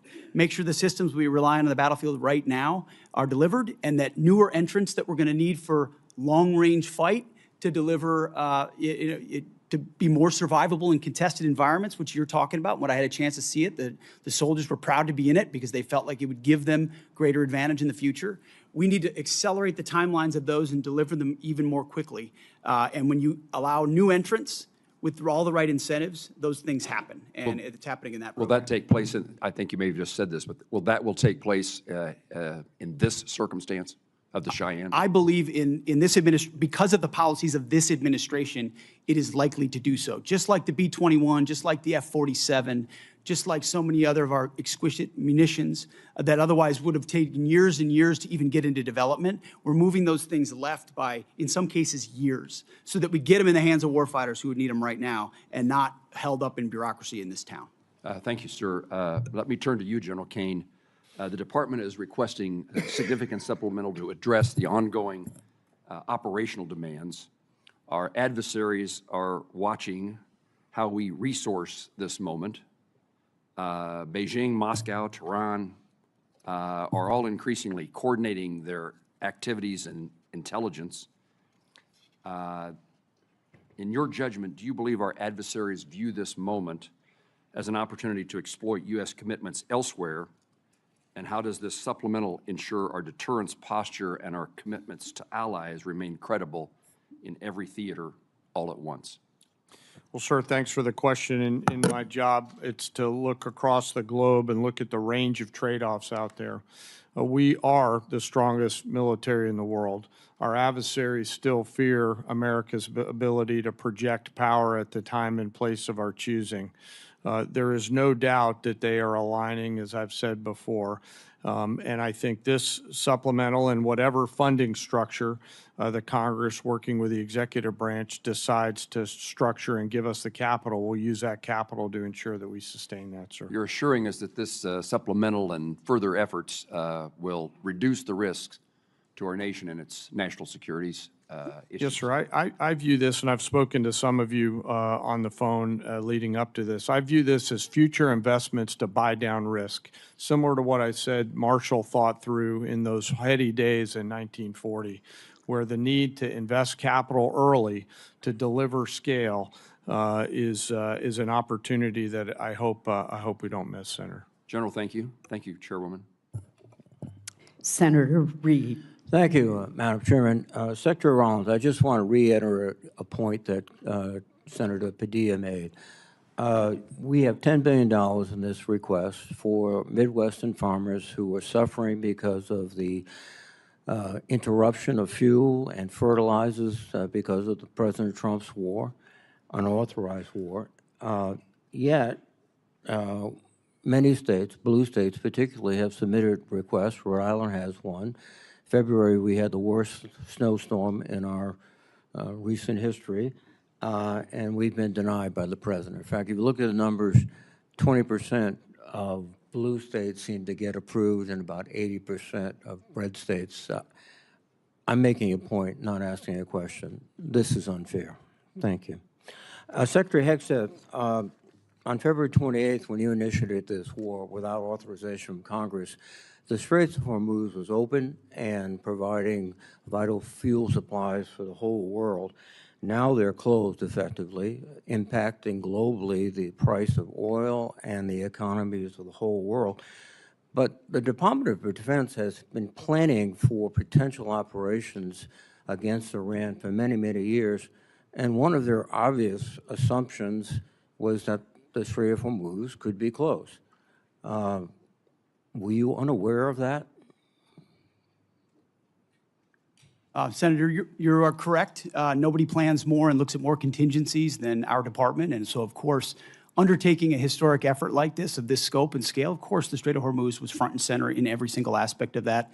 Hence why one of our key objectives to begin with was to sink the entirety of Iran's Navy, which its conventional Navy was sunk. Now, you can't get rid of every single fast boat and every single machine gun and a fast boat or every single coastal cruise missile. So we acknowledge that if the state decided to become a terror state shooting at commercial shipping, that would be an ongoing and contested part of the battle, to include their willingness to mine international water. So one side weaponized the strait, and we've been fighting back the entire time. Completely aware that the Strait of Hormuz could be closed, and obviously sinking their ships has not affected their ability to effectively close the straits.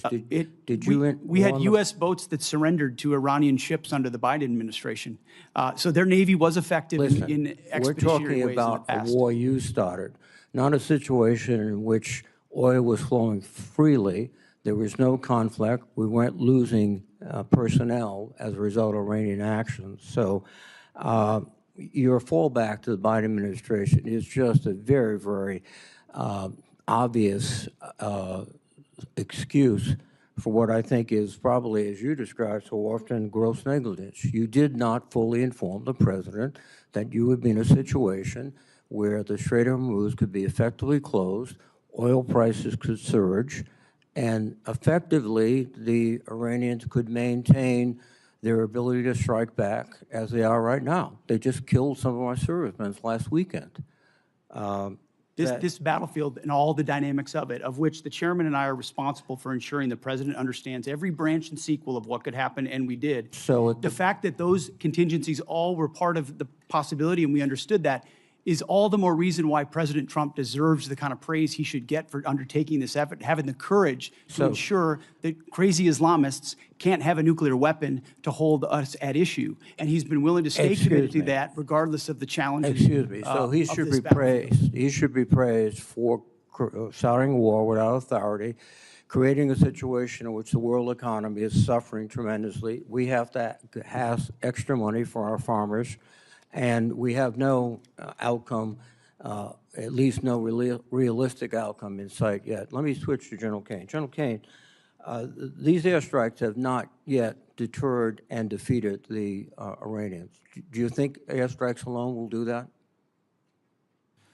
So I think academically, as you look across the totality of history, air power's got limits, and we always have to be mindful of those. I think where America's area of exclusivity is when we bring the totality of the diplomatic, informational, economic, and pair that with the military, and there's a lot of that work going on, Well, sir. the military, the next step would be escalation by ground combat.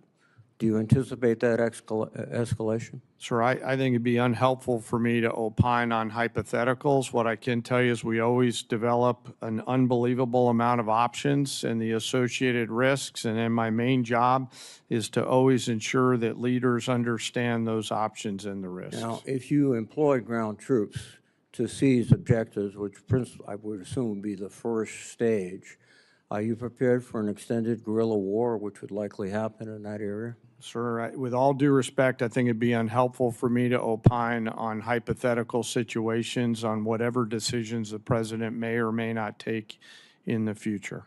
Have you advised the president that a ground combat would be very expensive in the lives of our soldiers, sailors, Marines, airmen, and also could probably lead to an extended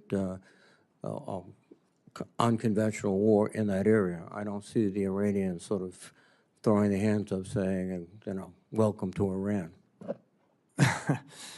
Senator, I always advise the president on a range of military options and all of the risks that are contained within that, but I have to keep my military advice to the president private, sir. Well, thank you.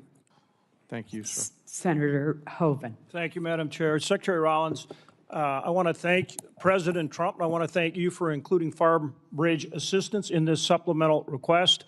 I know I've worked very hard to get it included. I know you have worked very hard to get it included, and I want to thank you and your whole department for your work on it and for this vital support of our farmers and ranchers. What I want to ask you about, though, is actually crop insurance. The number one risk management tool that our farmers have is crop insurance. And the buy-up option is critically important. It covers 67 million acres, 67 million acres of farmland in this country. It was decommissioned, and we need to get it reinstated. Again, you and I both worked very hard on this. Please update me on where we are in terms of getting that buy-up option for crop insurance reinstated. We are 100% supportive of that and are moving forward to execute that buy-up option. Thank you for your leadership on that, Senator. Thank you for your support. Also, Assistant Secretary Fortas for his support. It's very impactful, very important, and will make a big difference for our farmers right now. So thank you for that. Thank you. Secretary Hegseth, are Russia and China helping Iran? And if so, how? Well, Senator, as the chairman alluded to, there's definitely adversary alignment, attempts to do so, and there are many ways that we deter that, some of which are, and the depth and extent of it ought to remain classified, and it should, but there are ways in which both of those countries are limiting at different levels, enabling some of the things Iran is doing. Yes. General Caine, would you like to add? Sir, I'd rather not opine on the specifics because that would divulge what we know, and I never want the adversary to know what I know. I just want to know it. And hopefully we'll get a chance to do that in Yes, the sir. skiff. Yes, sir. Happy to do that in the skiff, sir. This relates both to the funding, but also, again, to how we achieve our objectives with Iran.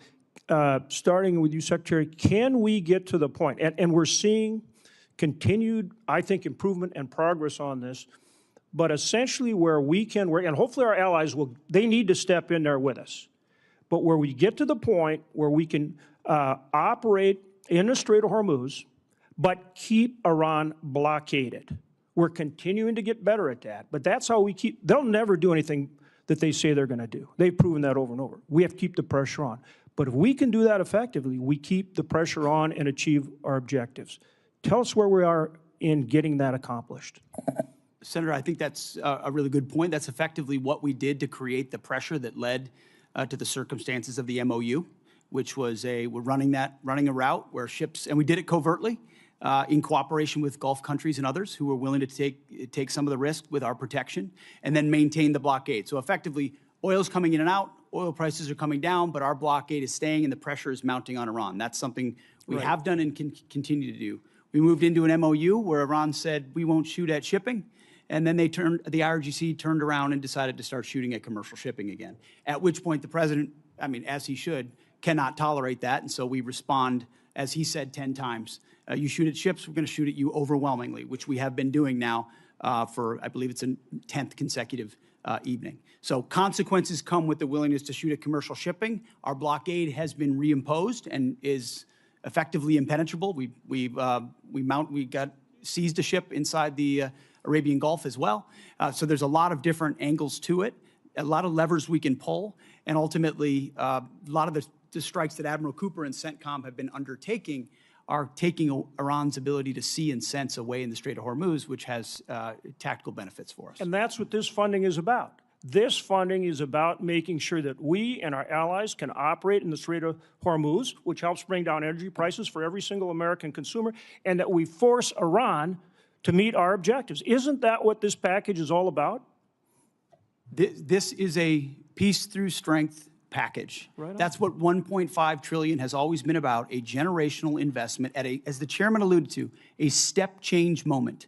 We need to be able to do it at speed, at scale, with autonomy, with AI, with exquisite high cost and low cost to be ahead and stay ahead so that you're not just able to do what we need to do in the Strait of Hormuz, but deter adversaries like Russia and China from getting involved in future contingencies. And just General Caine, for any follow-up that you would like on that issue. Sir, I wouldn't have anything to add. Okay. Again, thank you, and thank you to all of our men and women in uniform. We appreciate them so much. Senator Shaheen.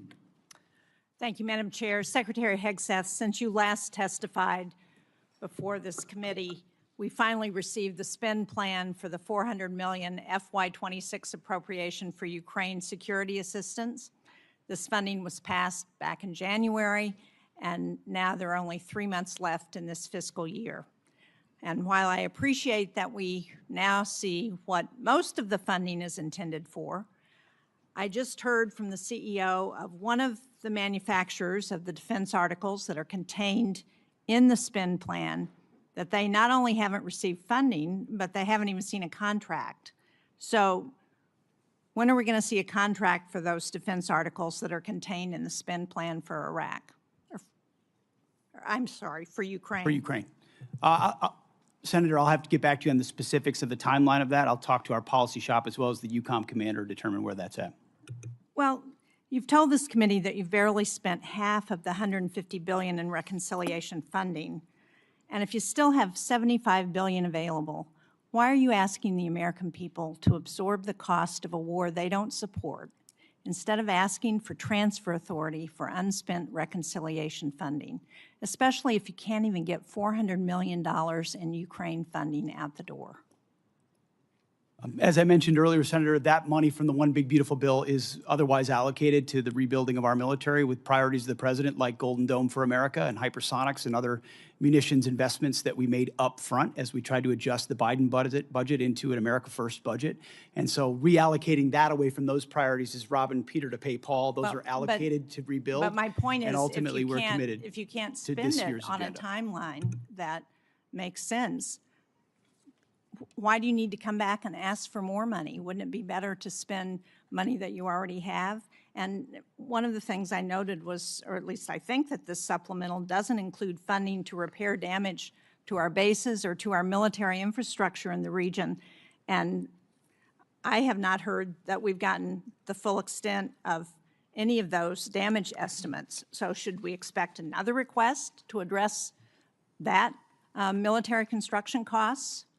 And at what point do you stop asking Americans to foot the bill for a war they don't support on top of an inflated budget request and billions in reconciliation funds that you still haven't spent?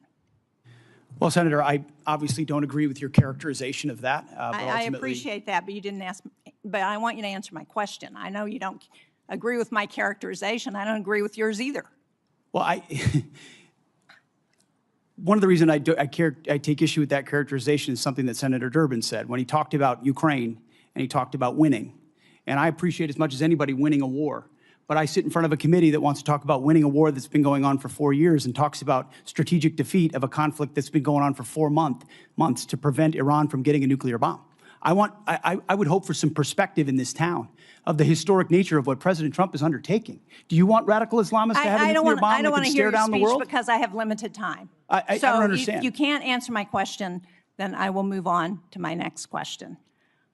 Secretary Rollins, the timber industry has also been hard hit, as you know, by trade wars, by drought, by wildfires, by other natural disasters that are increasingly common. In New Hampshire, which is the second most heavily forested state in the nation, one of the things that we really need, as you know, because we've had this conversation, is a research program and Forest Service staffing on the ground in a variety of ways, but particularly at Bartlett Experimental Forest. These small investments in research and staffing and sound management help make the forest economies healthier and more competitive. I very much appreciate your having staff visit Bartlett last week with my staff and with staff from the governor's office. But can you commit to restoring staffing at Bartlett and to keeping the facilities there open now that you've seen the critical nature of that research? Why don't I follow up with you? I have not gotten a report from their visit, so I would like to do that first. But obviously, you and I have been in a continuing conversation about that. The good news, there's no doubt our timber industry is in distress and has been for a long time. The fact that we import 90% or something from other countries of our lumber needs is crazy. We're changing that. But the good news, we had more board feet sold last year than any time in 30 years. This year, we're going to exceed that target again. So we're making the right moves on this, but there's no doubt that research is important to that, as we've discussed. And I'll follow up with our team, and then we'll reconnect. Thank you. I appreciate that. As you pointed out, research is critical to ensuring that the timber economy continues to be successful. Thank you, Madam Chair. Senator Kennedy.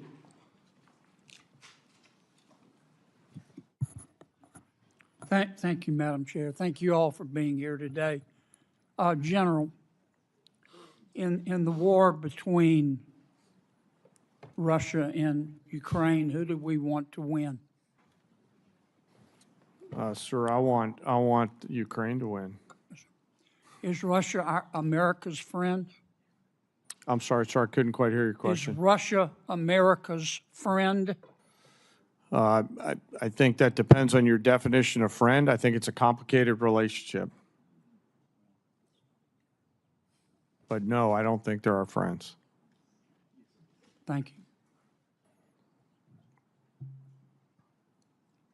If we could cut off Russia's cash flow, which depends substantially on its sale of oil. Would that help Ukraine win?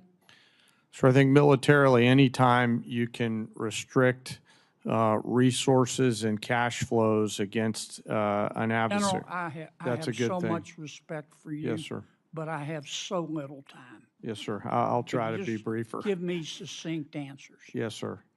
It would assist a. Would help, wouldn't Yes, sir. Yes, sir. Okay. If we could stop people, entities, and countries from buying Russia's oil, that would help cut off its cash flow, wouldn't it? Yes, sir. We have a bill to do that, as I'm sure you're aware. We have the votes today to pass it overwhelmingly. I also have enormous respect and admiration for our majority leader, Senator Thune. But I hope everybody on this panel will today contact Senator Thune and ask him to bring that bill to the floor. We should vote on it at a minimum of next week. Some of my colleagues, General, want America to just stop in Iran. In the blockade, bring all of our warriors home. What would be the consequences of that, in your estimation?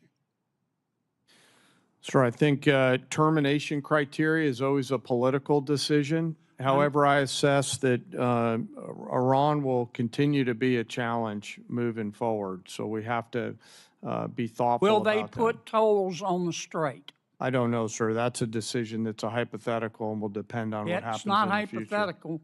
We got a blockade to stop them. We do, sir. That's General, putting I want you to economic look me in pressure on the eye. Iran. I'm not asking you for, I'm not trying to get you in trouble. I know your advice to the president is private, but this is serious as 4 heart attacks and a stroke. Now, what happens if we come home and end the blockade to the world? Sir, Iran has the potential to continue to be a threat, and we will need to prepare military Will they options to toll do the that. strait? Sir, that's a hypothetical question, and I don't know the answer to that. Oh, it's not hypothetical. We come home. It's not going to be hypothetical. You know that, General, and I do too. And I appreciate your discretion, but we're down to it. We need some hard answers and some straight talk.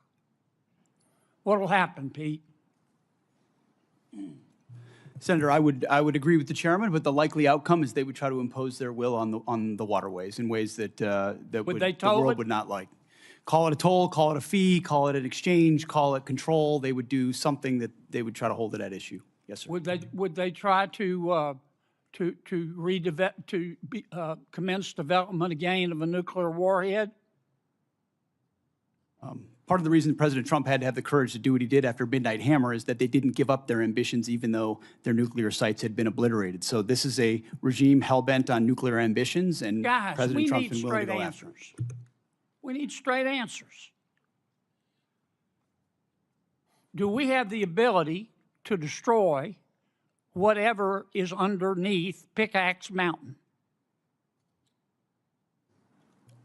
Senator, a lot of our capabilities are classified, but if anybody in the world can reach anything on God's green earth, it's the United States military, the most powerful military in the world. It's all about options and trade-offs. All right. I'm going to take a little extra time because others got it, Madam Chair. I won't abuse it. Secretary, are shrimpers farmers? Absolutely, yes. There are farmers of the sea. Are oyster harvesters farmers? Yes. In this USDA, Are they yes. having to compete with other countries who grow oysters and shrimp in a ditch and shoot them full of antibiotics? 100% yes. And if you eat too much of that as foreign shrimp and oysters, you'll grow an extra ear, won't you?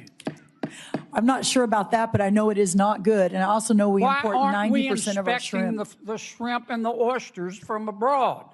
Well, it goes much larger than that. Why are we importing so much from abroad, which goes to the president's trade agenda? I'm in big trouble. Yes, you are. Guys, look, we need straight answers now. We're down to it. Senator Merkley. Thank you, Madam Chair, and Secretary Rollins. I appreciate your partnership on addressing several issues in Oregon, and I sent you information about a couple others, and you responded. Appreciate it. We'll follow up on the research service. We'll follow up on the concern about in-kind contributions serving as a match. But I particularly need your help on the fire funding.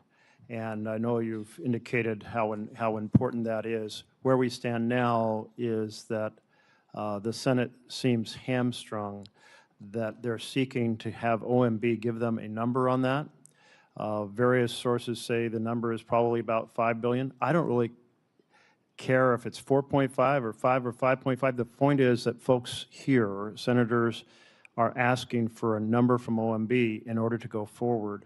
And when we're looking at the fires right now in my home state's the epicenter of the highest risk in the country. So can we get your help to get that number and move this process? Yes, absolutely. It is of paramount importance, especially in the middle of fire season right now. Thank you so much. Thank you. And Chairman Caine, I think there was a sense that the President expressed at the start of the war that the U.S. military power was overwhelming and would likely produce unconditional surrender quickly by Iran. And that obviously hasn't happened. Was it your opinion as well? Did you feel like our military force could produce an unconditional surrender in quick order? Sir, I won't, with due respect, I won't share my private advice to the President. What I will assure you and the American people is I always speak truth to power and offer an accurate assessment of what my assessment is of both our readiness, the plans and activities that might be undertaken, the associated risks, and the secondary and tertiary considerations that go with those opinions or options. Thank you. So you feel like the various risks that the Iran could possibly close the strait, even despite the destruction of their navy, that the possibility of assassinating their political leaders and their military leaders could produce a strengthened hardline and weaken the reformers, that Iran would have the ability to sustain its ability to attack sites throughout the Middle East, that the initial requirements of the war could surely deplete our basically high-end standoff munitions, that this could affect our relations with our allies. All those were factors well considered in this decision to go to war? Sir, as I said, I won't opine on or share my private advice to the President. I'm not asking about your Vice President. I'm asking you, did you understand these issues, or have these become revelations as the wars unfolded? Sir, my job is to understand all of the considerations that go into the carefully considered use of military power. Let me ask you this then. Yes, sir. I understand why you don't want to respond, but these are all massive risks that seem to be poorly weighed in the beginning of this misadventure. Currently, there are reports that we have hit the Bonji desalination plant that provides water to about 20 villages or about 10,000 people, and we also damaged the desalination plant at Ketchum Island. Were these deliberate targets by the United States? Sir, I'm not aware of those as being particular targets, nor am I aware of those reports, and I'll have to go back and get back to you on that. If you could, I'd appreciate that. You are aware that infrastructure that civilians rely on to survive is not generally considered legitimate military targets? Sir, as you know, we have a robust process which considers a target, that goes through a system that looks at a variety of considerations to include what you're alluding to around both purely civilian or dual-use targets. Great. I have trust and confidence in CENTCOM that they're looking at the range of those things on a daily basis. It sounds like you are assuring us that we will, the United States, not target, even in retaliatory sense, infrastructure that is generally considered to be primarily for civilian survival. Sir, as I mentioned, we have a robust process, and we have the most professional military force. It'd just in be the world nice that to have follows you the say law. yes, because this It is follows the international law. Yes, if sir, you it follows understand the the law. international law. I do, sir. I've got a Okay. lot of lawyers that help me understand it. Thank you. Yes, sir. And will you get back to us on that Yes, sir, question of of whether we course. targeted the Yes, sir. desalination plants, and Of if course. so, if so, why? My time's up, but I do want to express encouragement to look at what the negotiators have put forward, or advisors, as to whether a 10-day break could facilitate returning to dialogue that might find a path forward. Senator Hyde-Smith. Thank you, Madam Chairman, and I want to thank all three of you for being here today. I am going to direct my first question to Secretary Rollins, and again, I want to commend you publicly for the outstanding job you're doing at USDA. You know, this is my world. As former Ag Commissioner, I hear from a lot of producers in Mississippi, and they are so pleased with your performance, and that is just truly genuine right there. But I'm pleased to see the administration's supplemental request as for ag producers, because before I comment on that, I just want the entire committee and administration to take note of the tremendous timber losses as well in places like Mississippi due to winter storms and the tornadoes we've had there. It is significant, and I certainly look forward to working with you with the concerns of the timber sector. Regarding this supplemental, you know, our row crop producers, as you've mentioned in your opening remarks, they are truly in a serious situation. I've talked to multi-generation farmers back home who are the best of the best that did not even plant this year because they could not make the numbers work. And producers in Mississippi and nationwide, you know, we continue to face these economic conditions. They're not going away anytime immediately or soon, but we've seen the commodity prices drop and the input costs just go through the roof. If we want the next generation to stay on the land, Congress, we're going to have to take this opportunity to provide this critical market assistance for our farmers and enact policies that build structural demands for commodities like the Buy American Cotton Act, that year-round E15, all of which would make the paths better, more favorable for these producers going forward. But I appreciate the administration's effort to this date, including the Farmer Bridge Assistance Program that was so valuable, implementation of the updated Farm Safety Net with Working Families Tax Cut Act, and now the supplemental request before Congress. But will you speak to why it's critical for Congress to act swiftly to pass this supplemental and the need for us to pass legislation that drives the demand for farmers' products? Yes, thank you, Senator, for your kind words. A couple of really important points. Number one, as we work to open the markets around the world, and we're seeing, as I mentioned in my opening remarks, just extraordinary numbers. That $50 billion agricultural deficit we inherited a year and a half ago is now down into the 20-ish billion. We expect it to go down significantly this year. Again, the highest price we've seen in over a year in corn is today, in soybeans is today, et cetera.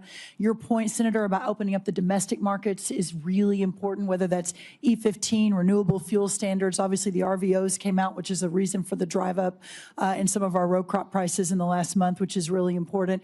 But also, as I mentioned, bringing the cost of inputs down. We are expanding fertilizer, the largest ammonia plant. We're going to break ground in Louisiana in 2 weeks, reshoring, bringing back to America real fertilizer production. And then also the long term, we got to figure out how we are doing these supplementals and these bridge payments, which we have to do for these farmers to survive. But what we're seeing is just survival. And we're seeing a lot of the input companies, equipment, seed, fertilizer, make record profit. So we've got to be able to dig into that as well. But as of today, ensuring that we can keep these farmers farming while we're opening the markets, while we're bringing down the cost of inputs, is paramount for a secure America. And that's why this is so important today. Thank you very much for that. And Secretary Hegseth, thank you for being here and the amazing job that you're doing. I have the utmost respect for you, your team, and what you're accomplishing. But I as well am committed to ensuring that our warfighters have all the tools necessary to accomplish the mission in Iran and whatever else that they need to defend our nation's interest. The supplemental request is in line with that goal, and I'd like to shift my conversation right now quickly to shipbuilding, which is extremely important to the state of Mississippi and our country's ability to protect itself. The President's FY 2027 budget requests funding for one DDG 51, while Navy leaders have said their goal remains to build 2 destroyers a year. And at the same time, the department is exploring options for using allied shipyards and overseas fabrication in future naval construction, which raises questions about the long-term role of the American naval industrial base or shifting work away from domestic shipbuilders. Shipyards like Ingalls in Mississippi, which I would love to invite you down to there. It is amazing, and the thousands of suppliers and small businesses they support, they need the confidence that the work will be there so they can invest in new facilities, hire and train skilled workers, and expand capacity that we will need in the future. Will you help or talk to us about the department's short and long-term shipbuilding plan and how it gives industry the confidence to invest? You just made the case for this generational investment because of the underinvestment, Senator, in shipbuilding in the previous administration. Just static, flat, bureaucratic, slow. We're having to revitalize that industry. And one DDG is a reflection of a backlog in capability. So as we ramp on more capacity, those numbers of DDGs, the workhorse of our Navy, will go up as we grow that force. The senator's time has expired. Thank you. Senator Coons. Thank you, Chairman Collins, Ranking Member Murray. Thank you, Secretary Hegseth, Secretary Rollins, General Caine, for your service. I want to start with the things I know we agree on. We agree that we should honor our fallen, that we should stop and remember them and console and comfort their families, that we should be mindful of the hundreds of Americans who've been wounded and injured in this war in Iran. General Caine, your observations about how our adversaries are aligning more and more closely. Technology is accelerating, and cheap and lethal and easily accessible drones pose greater and greater risks to our troops, our homeland, and our security. And Secretary Hegseth, that we need to protect our troops wherever our president directs them, that we need to protect our partners and allies, and that the dangerous radical Iranian regime should never possess a nuclear weapon. I think we agree on all of these core basic points. Where I think we may disagree is on this supplemental and on the strategic choices made to achieve some of these core goals. We're 143 days into a war with Iran, a war of choice that we started with Israel, but did not include, consult, or incorporate our core allies, our NATO allies, our regional allies, the American people, and Congress. And the reason to consult and include our allies and Congress and the American people is so that when the costs and the length of a war extend beyond what we'd initially imagined, the American people and their representatives in Congress understand that sacrifice and can continue to support it. I think your first strategic mistake was to not consult the American people in Congress and make a clear case for the reasons behind this war. There have been many, lots offered, and I think our military has executed on the core missions: attack ballistic missile sites, sink the Blue Water Navy, attack their proxies, constrain their capacity. But I frankly think it was entirely foreseeable that Iran would close the Strait of Hormuz, would use cheap, lethal, widely available Shahed drones that they've led the world in manufacturing to attack our bases, our troops, our partners and allies, and impose real costs. Higher costs in fertilizer, in fuel, higher costs for the world, and tragically, increasingly higher human costs for us and for our troops. So 2 questions, 2 general lines of questioning, if I could. Mr. Secretary, your question says, without these supplemental funds, we will face critical shortfalls that threaten our ability to pay our service members and sustain global operations without disruption. You've been asked repeatedly, there's $75 billion appropriated but unobligated. Can we really not avoid critical short-term shortfalls? What does that mean about the budget management within the department in terms of unexpected and unbudgeted wars? First Operation Southern Spear, and then Operation Epic Fury. I would just note, I was sort of updated, 95% of that One Big Beautiful Bill funding will be allocated by the end of September in accordance with congressional intent. So these are things we said we would spend, and we told you we would spend them on, and we plan to spend them on those things by the end of September. So this is a new request based on new realities of a world we face, stepping up to meet that moment. And forgive me, Mr. Secretary, but that's news to me, that $75 billion will be out the door, allocated and spent by September. And I was simply questioning how we have ships running out of fuel in the open seas and planes being grounded and I didn't say ships were running out of fuel in open seas or planes were grounded. I'm saying we have to make trade-offs. But the maintenance accounts are running everything out our of troops money. need on the battlefield, they're getting in spades and beyond. It's ultimately looking into the future. Can we invest above and beyond that, the types of munitions fast enough as we upgrade and modernize our force? That's what's at issue here in this $1.5 trillion, this supplemental, and any other additional funding that comes. Two quite different things, a $1.5 trillion base budget request and a now $76 billion supplemental. And I was simply going to point to, Department of Homeland Security is sitting on nearly $100 billion in unobligated funds. You haven't requested reimbursement for the millions of, frankly, billions of dollars the department has spent on law enforcement. Second, we requested reimbursement and are getting a substantial reimbursement from DHS. That's good news, and that's news to me. And frankly, as we reflect on the service and sacrifice of those who put their lives on the line of this war, one of the things I've raised over and over and over is the ways in which this administration has dragged its feet on partnering with Ukraine in order to deploy the best-in-class sensors, detectors, and counter-drone systems to protect everything from Dover Air Force Base to our bases in the region, to our troops, to our partners. I want to see you focus on accelerating the defense of our troops and our nation, focus on accelerating the defense of our troops and this region, and a strategy that has a real chance at succeeding at the goals that we agree on. Because the strategy followed, I think, has no credible likelihood of success. Senator Britt. Thank you, Madam Chair. Appreciate all of you being here today. So since the beginning of the Putin's aggression into Ukraine, this body has passed 5 supplemental bills funding different portions of that war. You mentioned in your opening, Mr. Secretary, about not getting those munitions that had come through this body quick enough to Ukraine, and also being able to replenish those here at home.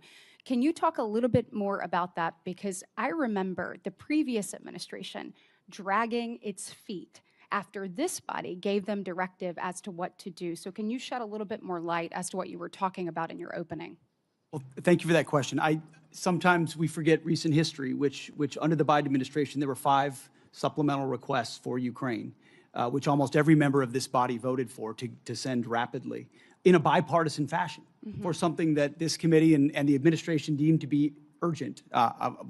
President Trump may take a different view, but that was the view of the Biden administration. And real quick, wouldn't you say it would be urgent to make sure that our men and women in uniform right now have everything that they need? I would argue providing for American men and women as opposed to Ukrainian men and women is a higher priority for the United States Senate. So 5 supplementals that went to Ukraine, as good as that cause may be, why is that righteous to do? But funding troops in harm's way right now, given the threat and what they're undertaking, this is a partisan exercise. And so, it's hypocrisy. Mr. And I appreciate Secretary, you pointing it out. Real quick, Madam Secretary, question for you. When the Russia-Ukraine war started, we saw obviously cost go up around the world. In particular, in that region, we know that supplying of fertilizer, was tremendous. We also know Ukraine was top 5 when it came to wheat and corn and other things that we utilize, across the globe. It's my recollection that fertilizer went up about 55%. Obviously, if we were able to create stability there in the region and have peace, it would follow that then prices would likely go down over time within the agriculture world as well. Is that fair? Yes, that's correct. Okay, and when we're looking at the Ukraine and Russia war and trying to end Putin's aggression, trying to bring peace, General Caine, if we were to cut off the funding that Russia was getting, would it follow that that would be a driver that could possibly lead Putin to the table? Sarah, yes, and their economy is Thank you. struggling now. Thank you. And we also know, I saw reports this weekend, that it is said that possibly Russia and China, which I know you can't comment on right now, but are actually helping Iran, whether it is targeting our troops, funding, and other mechanisms. So a thing that we could all agree that ending that would be helpful. I want to just echo Senator Kennedy's comments that I think the sooner we can get this bill on the floor and passed, it'd be huge with regards to Russian sanctions. Also want to just talk briefly about the dysfunction of this body. So my question is for you, Mr. Secretary, and you, General Caine. I would have to think that our adversaries, and I believe that we need to fully fund our military, making sure that our warfighter is the best ready, trained, and equipped across the planet. I think we have an obligation and a duty to not only meet the needs of the moment, but to also look at what's to come and be preparing for that. You talked about an insurance policy. You talk about what we need to do. Then now is the time to do those things. But I would have to think that the dysfunction of this body, whether it's the full shutdown, a partial shutdown, not being able to pass NDAA, not being able to pass FISA, I would have to think that our adversaries look at that, and it gives them a little bit more credence as to what they're doing abroad. Can either one of you comment on that? Thank you, Senator. That's why I have said, and I will continue to say, that the inability to properly fund this department, the Department of War, is probably the single greatest threat our nation faces. Whether or not we will make a generational investment in not just winning the wars currently, but deterring the wars of the future, given the step change in technology of this moment and the underfunding of the previous administration. You didn't mention continuing resolutions, which is a whole nother way our department has foolishly budgeted. So I appreciate you highlighting that. It's very true. Yeah, and General Caine, question for you. Obviously, a shutdown is a terrible thing for the Department of War and the men and women that you oversee. But I would assume that a CR is not much better. Can you comment on the effects of that? Ma'am, the department's done a lot of work to bind together founders, funders, and fighters as we look to the challenges that we face in the future, and a CR would hurt badly the effort to properly arm the joint force. I hope we can work together to do the right thing. Thanks. The people are depending on it. Senator Schatz. Thank you, Chair. Thank you, Secretaries and General, for being here. I want to start by paying my respects to First Lieutenant Tyler Feehan of Eva Beach, Hawaii, who was among those killed in Jordan this weekend while serving our country. His courage, selfless dedication, and unwavering commitment to duty reflect the very best of our armed forces. We extend our deepest condolences to his family, his loved ones, his fellow service members, and remain forever grateful for his sacrifice. Secretary, about 190,000 people in the state of Hawaii, believe it or not, voted for Donald John Trump. And I know a lot of them, and I represent all of them. And one of the reasons that they were enthusiastic about Donald Trump, and you, Mr. Secretary, was they thought that we were going to have a new foreign policy. And that I think, I'm paraphrasing, but I think you characterized yourself as a reformed neocon or some such thing. And people were pretty thrilled about the idea that we were going to, that America First in their mind meant that we were going to not do this kind of adventurism. And so I don't want you to answer me, I want you to answer them. And I want to walk through the sort of stated objectives of this war at the outset. Regime change. We now have a younger and more radical regime. Depleting, eliminating their conventional missile capability. It's true that we've depleted their conventional missile capability. It's also true that anything the Department of War sets out to do, it usually succeeds at. So the question is not, do we kick ass? It's when do we decide to use kinetic engagement to extend our power across the globe. And it's clear that Iran still retains enough conventional missile capability to attack our bases and our interests in the region. Now, it's true that the Blue Water Navy is destroyed. It's also true, and you know this, that the IRGC has something that you may not call a navy, but it's got capabilities to touch us with drones and missiles and lay mines in the Strait of Hormuz, preventing their nuclear capability. It's also true that if you bomb the crap out of a place, they're going to have less capabilities by the end of it. But it's also true that we have not eliminated their nuclear capability, and whatever duration we've set them back actually pales in comparison to the, and I'll say it, the Obama nuclear deal, which we did without having to put our people in harm's way. And then the last objective, which has become a new objective, is open up the Strait of Hormuz. But the Strait of Hormuz was open before this war started.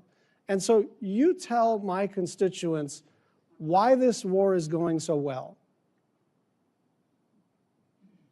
I think you did accurately portray me as a reformed neocon, and members of our generation in Iraq and Afghanistan watched administrations on both sides try to project some remaking of a society in the image of America that spent thousands of lives. I mean, in Iraq, 15, I don't know the exact number, but tens of thousands between Iraq and Afghanistan, men and women lost.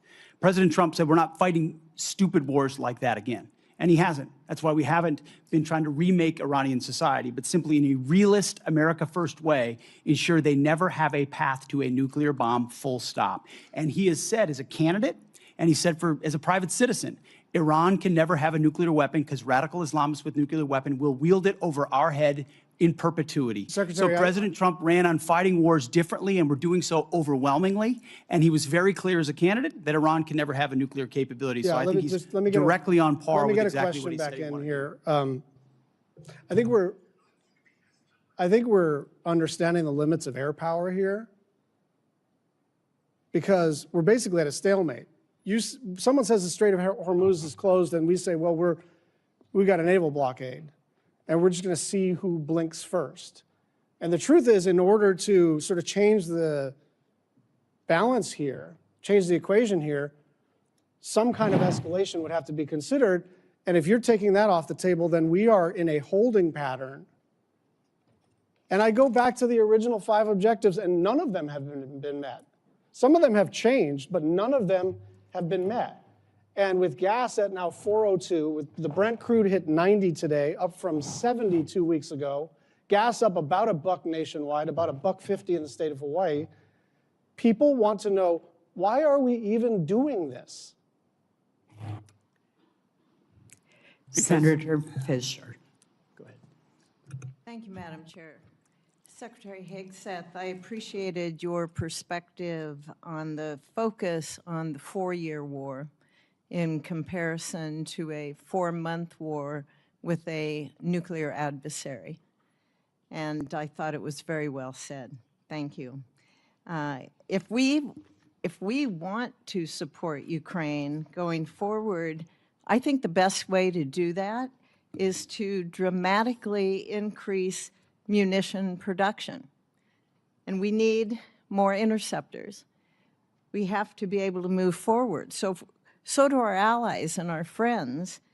And let me emphasize that this supplemental does that. This is what we're talking about here today. It's one of the things that we're talking about. As a member of the Armed Services Committee, one of my priorities for over 5 years now has been on munition production. General Caine, what happens if Congress doesn't fund this $21 billion request for additional munitions?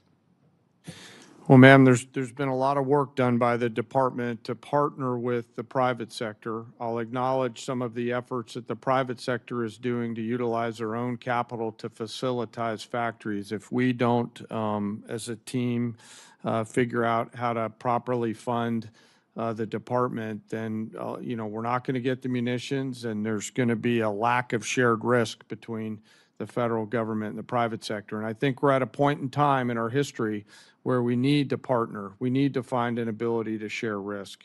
We need to be better sellers and buyers on both sides in order to make sure that the young all-volunteer force has the weapons that they need before they are asked to go do something. What you're saying is we need to be prepared as a country.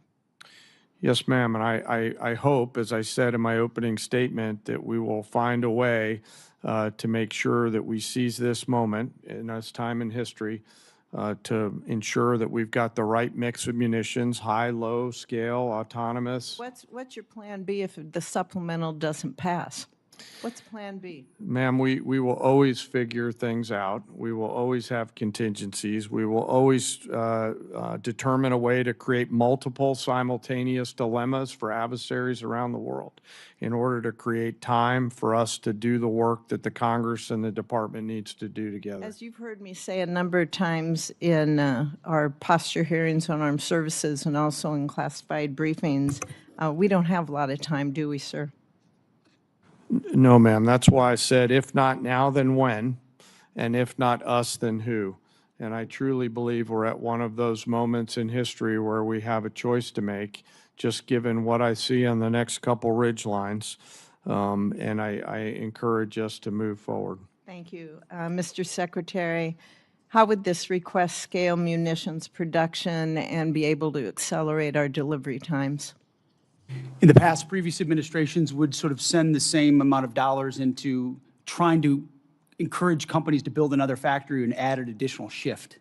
What this munition request does is fulfills deals that our department have cut with these companies. First, multi-year procurement, where these companies that make SM-3s or Patriots or THAADs or Tomahawks. That was a priority for our NDAA a couple years ago. Absolutely. When we put that And you in. have provided that authority, multi-year procurement. And now those companies are spending $4 billion, $5 billion, $3 billion on building their own new factories that then produce 2x, 3x, or 4x the amount of munitions than they did in the past, and they paid for it. So actually, in this budget, which is $21 billion, as you mentioned, it saves $18 billion over the FIDIP on munitions because we're buying munitions at today's cost and not at 5 or 7 years from now when we will also get them.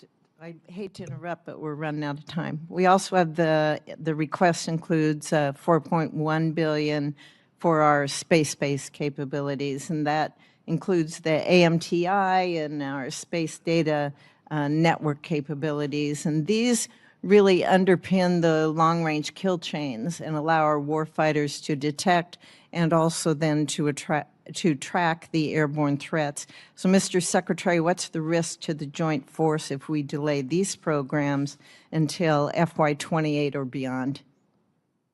Senator, not being able to see, not being able to sense before an adversary is able to engage one of our capabilities, and which means falling behind in the domain of space, which means falling behind at every other domain. Great, thank you. And General Caine, do you have anything to add on that about why Congress can't wait? I think you make such an excellent case on that. No, ma'am, I'll stick with the words that I offered. Secretary Rollins, thank you for your focus on year-round sale of E-15, for taking care of the horrible disasters we've had in Nebraska. We appreciate you coming out. And I have a couple things more, of course, that I want to bring to your attention, but thank you very much. Thank you, Madam Chair. Senator Van Hollen. Thank you, Madam Chair. Secretary Rollins, the Beltsville Agricultural Research Center in Maryland is one of the crown jewels of agricultural research in the United States. And my question is simple. Can we find some time to get together in the coming weeks to discuss the situation there? Absolutely, yes. Thank you, Madam Secretary. Yes. Let me turn to the Iran war. We recently lost 3 American heroes. That brings the death toll for American soldiers to 18. 1 is still missing. Hundreds have been injured. That's on top of the civilian death toll throughout the region that now stands at several thousand, including the over 150 people killed in the bombing of an elementary school in Minab in Iran. Meanwhile, the Strait of Hormuz is closed. Gas prices today in the United States again spiked above $4 a gallon. And that will also continue to push up costs for groceries and other things that families buy. Secretary Hegseth, you said in your opening statement the best way to ensure peace is to prepare for war, and I agree with you about deterrence. I would also submit that the best way to ensure peace is not to start wars, because wars are a lot easier to start than they are to end. General Caine, I heard your testimony saying Iran will continue to be a challenge. And I think it's pretty clear that that is, in fact, the case. And General, in order for you to develop a military strategy to accomplish a particular objective, you obviously need to know what those objectives are, right? Yes, sir. It all starts with what is the political objective, and from that we derive military objectives that support whatever that end state. And as you say, that is a political objective. Yes, sir. So, Mr. Secretary, you've talked a lot about winning. You've talked about winning in your testimony today. You've talked about winning throughout the Iran war, and we all like winning. But I think the American people deserve a definition of what it means to win in Iran, because this war has dragged out for a lot longer than certainly the President of the United States indicated. Indeed, the President said on March 24th, and I'm quoting, "We've won this war. This war has been won." Do you know what the President meant by that back in March? Well, Senator, I would just note that militarily, I mean, Iran has been completely overmatched and crushed from the beginning, militarily. Their capabilities are nowhere near ours. I would take issue with your characterization that we started this war. Iran started this war 47 years ago, and they've killed thousands of Americans, including our brothers on the battlefield in Iraq. Iran has been targeting us for a long time. Mr. Secretary, we didn't start it, they did. Let me just ask you this, since you said that what the President meant by his statement on March 24th, I think that we had sort of defeated Iran militarily. But that is not the entire objective of this war. I don't think there was ever a question about whether the United States, with its superior military, could destroy a lot of Iranian assets, military assets or other assets. That was never a question. But when most people think of winning the war, they think that that means the war is going to come to an end because we've won.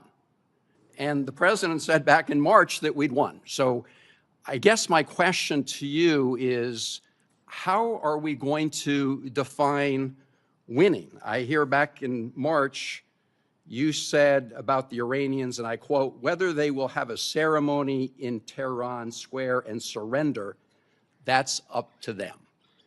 So my question, Mr. Secretary, reopening the Strait of Hormuz is necessary in order for us to win, right? That's just a simple yes or no question.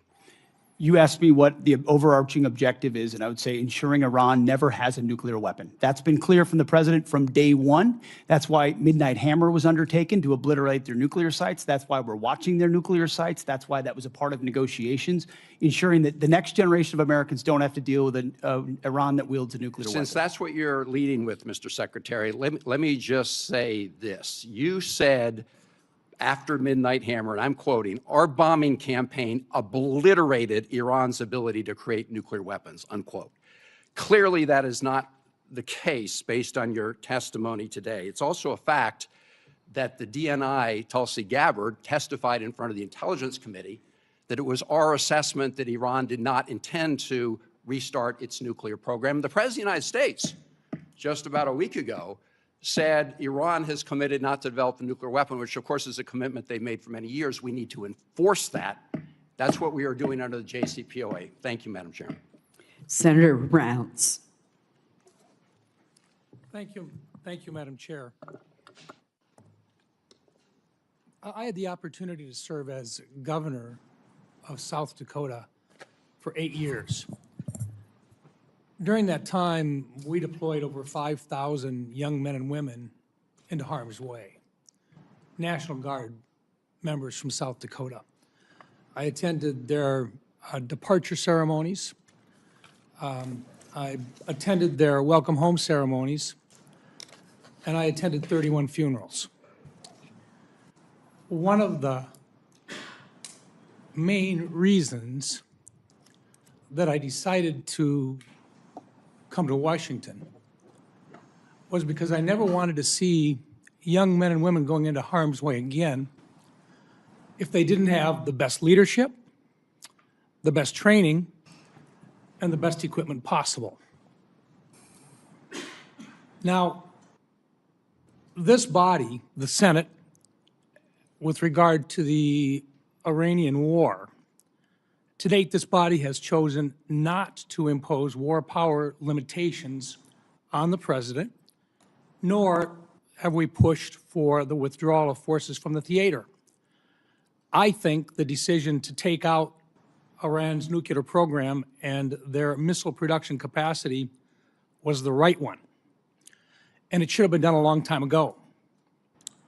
But when the president did that, we also assumed that there would be risk involved. And when you put young men and women in harm's way, you want to do everything you can to make sure that you get in, you get the job done, and you get out. I think that's what we talk about. Now today, it has been since February that we now have the Iranians that are shooting back. We haven't finished the job. I think the question that the American people have is when the difficult decision comes, because I don't think diplomacy is necessarily working, and I think most people would say we've got more issues in front of us before this is complete. For General Caine, when the time comes and the president is asking for the decisions about the options available to him to appropriately end this war favorable to the United States and to take care of this problem permanently, are you prepared to provide him with the appropriate options that he is going to have to make a decision to choose from? Sir, I always provide the president with appropriate options and risks that he can choose from. And those options that he will have to choose from will cost money. And that's our role here. Because if we don't do it right, young men and women die. Yes. My question to you, sir, is this. You've offered a supplemental request, and I recognize that it's part of a $1.5 trillion overall.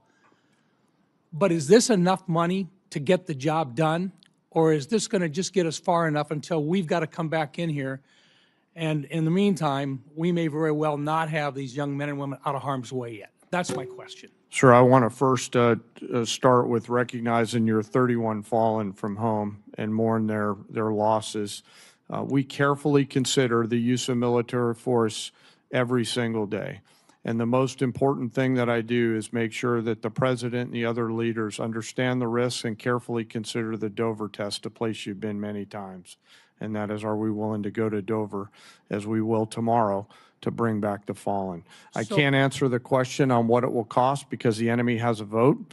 What I'll commit to you as this plays out, we'll make sure that the Congress is informed. But because I'm not quite sure how this is going to play out yet, it would be unwise for me to comment on what a future cost may or may not be, depending on what they choose. In general, you will provide a plan to Congress at whatever the appropriate classification level is on what resources are required to execute what the president's intent will be to successfully end this conflict.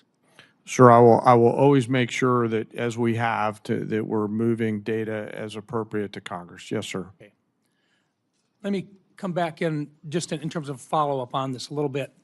Some have criticized Operation Epic Fury for expending many of our munition stockpiles. Were our munitions, the inventories of those munitions, and the capacity of our munitions industrial base sufficient for great power competition with near-peer adversaries like China prior to Operation Epic Fury? Secretary Hegseth? Senator, as I laid out, because of the previous administration, funding shortfalls, munitions transferred to Ukraine and not replaced, and then ignoring threats, it built a lot of risk that requires this kind of investment. So you'd look at the $67 billion alongside the remainder for 1.5. That's the kind of generational investment that not just matches peer adversaries, but far surpasses them, which I think is your expectation, having been to those ceremonies, which is mine, having been to them and going to them, is that we give everything possible to the warfighter that they deserve. Senator Heinrich. Thank you, Madam Chair. Thank you. Thank you, Madam Chair. General Caine, our military is the best in the world, and so I don't think any of us should be surprised with the technical execution of its attacks on the Iranian regime's forces. They've been flawless. What I don't want us to confuse is flawless technical execution with long-term strategic success. And I think one objective that is relatively modest, because it puts us back to where we were when we started this, but nonetheless is incredibly important as a critical objective, is that I want to see the strait open again, and I want to see it open where shippers can transit that strait without being extorted by Iran. And I would love to see that before our commercial and other oil reserves are exhausted because of the impacts that that will then have on the pocketbooks of American families. Is that a reasonable objective, and is it one that you share? So I'll defer on the military objectives to the political leaders who set them. What I can tell you is U.S. Central Command is working hard to ensure that Iran cannot terrorize the southern flank down there, and they're doing so every single day and night. And you and the rest of the Senate would be proud of the actions and activities for the forces that are down there. The character of war is changing, though, like I said in my opening statement. And so there's a variety of mixed munitions that are down there coming at the commercial traffic. But I would like to be clear and unambiguous with you and the rest of the Senate and the Iranian forces. They have a choice to make, and they should knock it off. I have no doubt I would be incredibly proud of the actions of our service members in this conflict. And I hope we can achieve that kind of strategic objection on the timeline that obviously avoids the worst impacts of the limitations of commercial oil supplies right now. Secretary Rollins, I want to shift gears. One of the things that you mentioned in your opening statement that we appear to agree on is that there is simply too much consolidation in a number of agricultural sectors. You mentioned fertilizer and seeds, but in particular, I want to talk about the meatpacking industry because in a previous Trump administration bailout, about $90 million went to the corrupt Brazilian meatpacker JBS. I think that Congress really intended those funds to go to American ranchers. So I want to ask you, what are you going to do this time around to ensure that the proposed relief dollars that we're talking about today, that those funds go to American producers instead of to the very foreign corporations who have created the business model where ranchers bear the risk and meat packers reap the profits? Well, that's right, and we're obviously at a 75-year herd low. There are a lot of reasons for that, but working to solve for that. Number one, the Department of Justice is investigating right now significantly the four, but especially the two foreign-owned. Number two, USDA is investing significant funds in deconsolidating packing and supporting mid-size and smaller packers around the country. I know that wasn't your question, but just to answer the bigger question, which is a really important one. But from my perspective, what the Trump USDA 2.0 has been hyper-focused on small and mid-sized farmers and ranchers. We have worked really hard on the $40 billion that has already moved through to make sure that that goes to where it is intended, which is not multinational foreign agricultural corporations. I very much support the efforts of the Department of Justice. I think there is a very important antitrust case to be made here. At the same time, I've watched as your department has rescinded 3 important rules that were put in place to protect farmers and ranchers from unfair practices by the large meat packers. Those rules were supported by the American Farm Bureau and the National Farmers Union. Explain that discrepancy to me. Which rules? I'm not tracking. The inclusive competition and market integrity rule, the transparency in poultry grower contracting, and tournaments rule and the poultry grower payment systems and capital improvement systems rules. The Packers and Stockyards, I think is what you're talking about. So we are executing an additional review on that. I think that the point is very well made, that sometimes that inures to the benefit of the larger corporations. As I have begun to make a larger case and a more vigorous case in the importance of deconsolidation, we'll be taking a second look at that. And I would love your input. And I would very much support deconsolidation. Thank you. Senator Hegseth. Thank you, Chair Collins. Thank you all for being here today. In my brief time in the Senate, I've learned that we're really good at embracing our oversight role, but oftentimes there are many people who don't want to do their jobs in terms of funding the government on time and actually doing the work that we're supposed to do as appropriators. And I'm not for blank checks. I believe everybody should be accountable, but I also believe we should do our job. And now we have a supplemental funding request that we're discussing today. We're waiting on getting an NDAA done.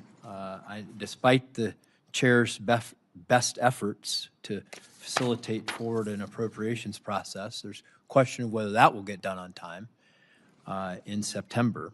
And my question, start with you, Secretary Hegseth, just to talk a little bit about what the consequences of failure, what this really means to not do this on time, because I've talked to defense contractors.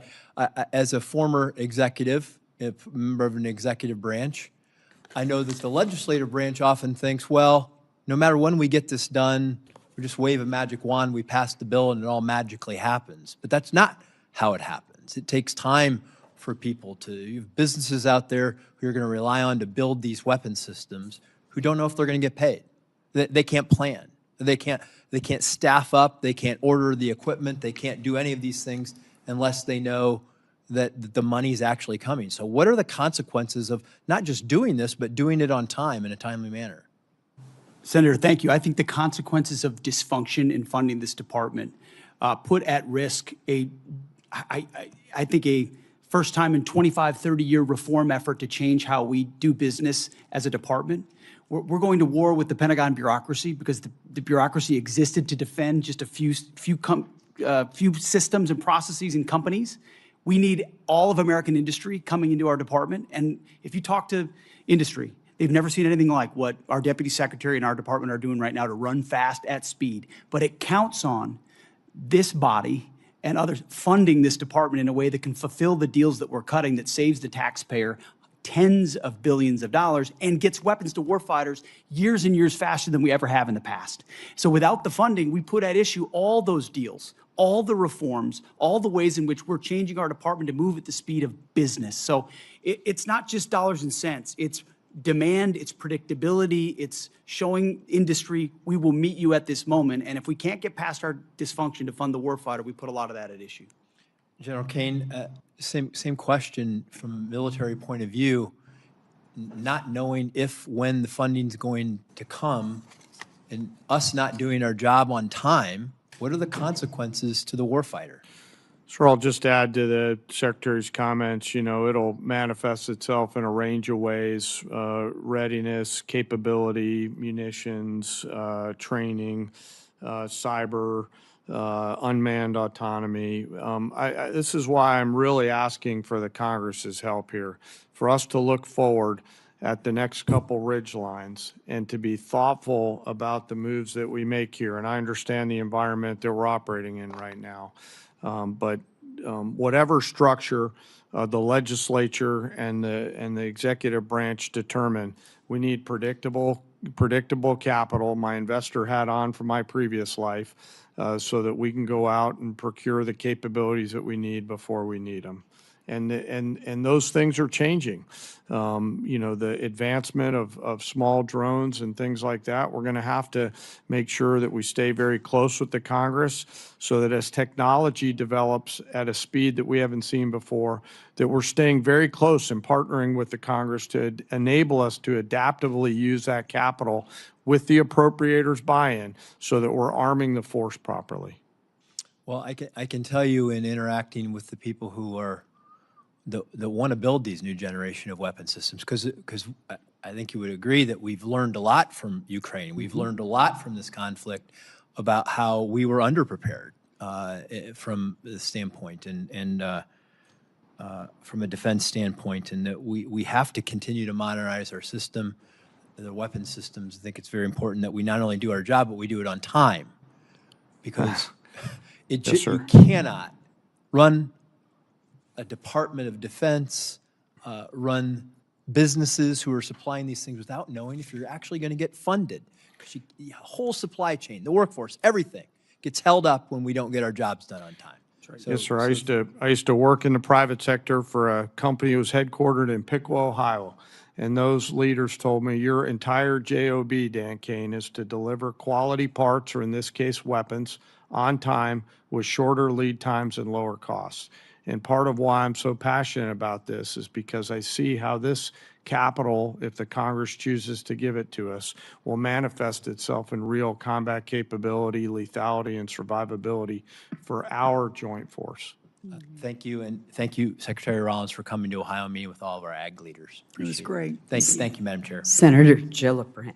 Thank you, Madam Chairwoman. Secretary Hegseth, you're requesting billions of dollars in supplemental funding for a war that you said would last for weeks, and that the president has no plan or ability to end.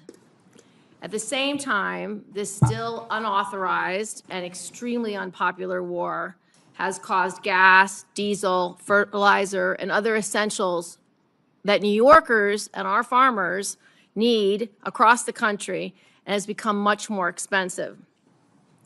So how do I go back to New York, and what would you say to them who are seeing their health care bills rise because massive cuts to Medicaid? They've seen their grocery and gas bills rise, and this unpopular and unauthorized war abroad is a higher priority to this administration than their ability to feed their families and provide health care to their loved ones who are sick. Well, Senator, you're talking about political trade-offs, and our job is to deliver for the United States military and the President of the United States. And we look at the cost of a nuclear Iran, and we want to prevent that for future generations. And that requires funding and supplementals and this budget and next generation capabilities. And that's why we're here today, to request some of that to ensure we can ensure that Iran never gets a nuclear weapon. So you're essentially saying, you're asking for literally $1.5 trillion for a war that President Trump said he already won. You're asking for $1.5 trillion, unlimited money for bombs, but insufficient money in for the American people, for their health care, their food, their housing, and our farmers, Secretary Rollins, who we have cut SNAP program. We are not funding the losses from emergencies that have happened in blue states, particularly when we had frost. That's not true. False, you're not funding it. But back to you, Secretary Hegseth. And I would like to respond to the fertilizer and the gas. Have your chance, Secretary Hegseth. There's no reason to be rude. You are asking for unlimited money for bombs when people can't feed their families. And I don't know how this administration intends to defend those decisions to the American people. Not unlimited bombs, Senator. I'm asking for the right bombs at the right time to ensure we can deter our adversaries into the future. And that's how this is a generational investment. And it was the previous administration that didn't fund this department. The reason why they are so upset with you and this administration is because the words you have used in the past don't add up. About Iran specifically, you said that we had obliterated, quote unquote, Iran's ability to create nuclear weapons. The president made the same claim. Yet 8 months later, in February of 2026, the president launched an active war claiming Iran was within 2 weeks of having a weapon. So when you say two very different things, the American people don't know who to believe or what to believe. They just know they can't afford their health care, they can't afford their food, they can't afford housing, and our farmers are continuing to suffer. So, which is true? Was it obliterated or wasn't it? What's the status? The nuclear sites under Midnight Hammer were obliterated, but Iranians foolishly continued to attempt to pursue nuclear capabilities, which is why we destroyed their defense industrial base and so many of the other capabilities to ensure they can't get to a nuclear weapon. See, we're staying laser focused on the objective, and you're trying to make campaign commercials. No, we're not. And that's fine. So listen to this. You also say that you made the missile program, quote, destroyed and made combat ineffective, quote, Iran's entire ballistic missile production capacity. Every company that builds every component of those missiles has been functionally defeated and destroyed, and that the missile program, existing stockpiles were depleted and decimated, almost completely ineffective. So why are there missiles left to hit Jordan and result in the loss of life of our brave men and women?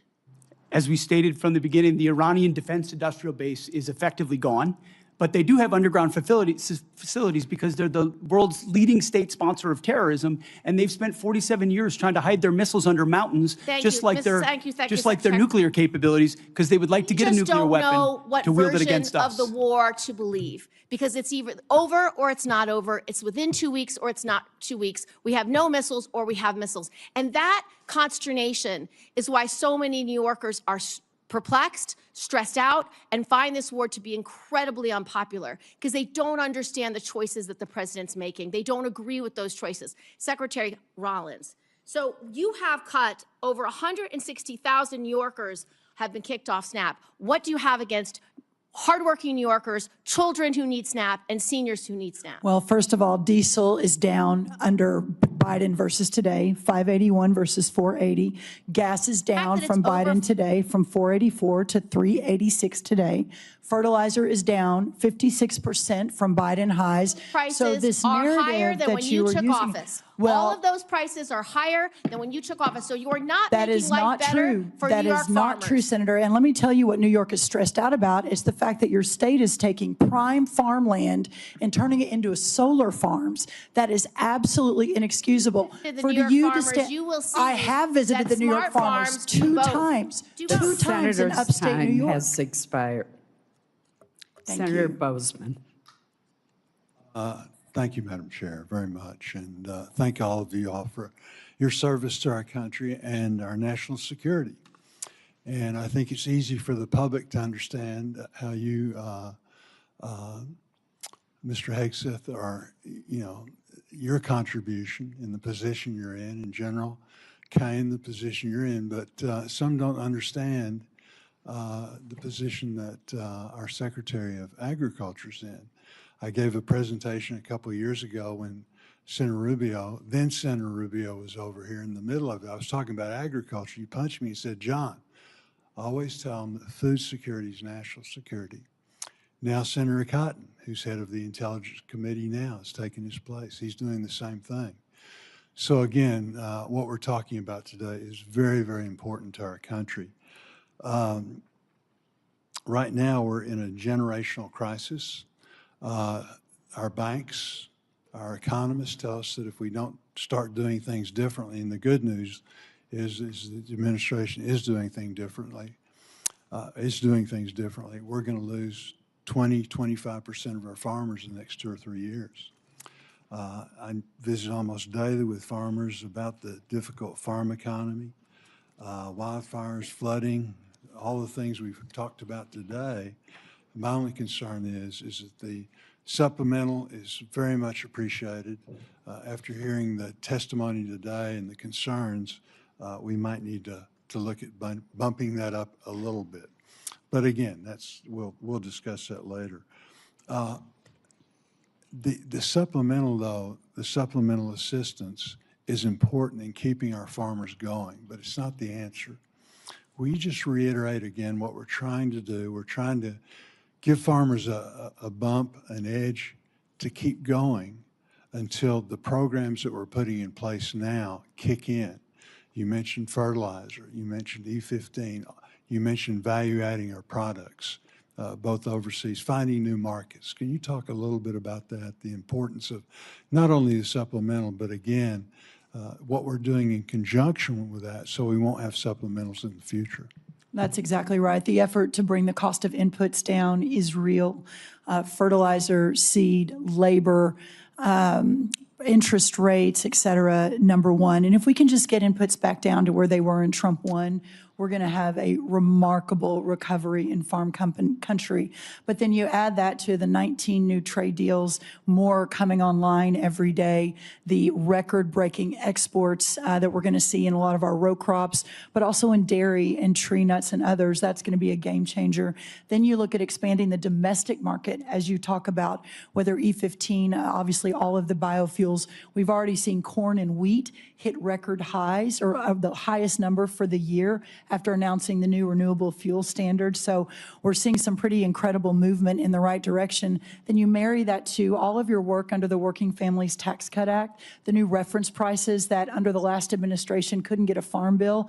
You all did that with the president's leadership. The first time we're going to increase reference prices in more than a decade, combined with a $250 billion investment in rural America, the largest investment in rural America in American history. This Congress did that with the White House's leadership. All of that together is going to change the trajectory for the long term of farming and ranching in America. But to get to that point, that's why this supplemental is so very, very important. Madam Secretary, I have a letter from Farm Bureau that I want to put into the record that just outlines requesting relief to sustain America's farmers and ranchers. Secretary Hegseth, General Caine, one of the things that we're concerned about is that in the military construction aspect of things, we're really not asking for that in the supplemental. I know that the success of Operation Epic Fury, particularly for our missile interceptors and short-range aircraft, really basing was a large part of that. Can you tell us how we can help you, again, try and plus up our military construction in some way so that we're not going to be faced with this in the future, you know, trying to double up?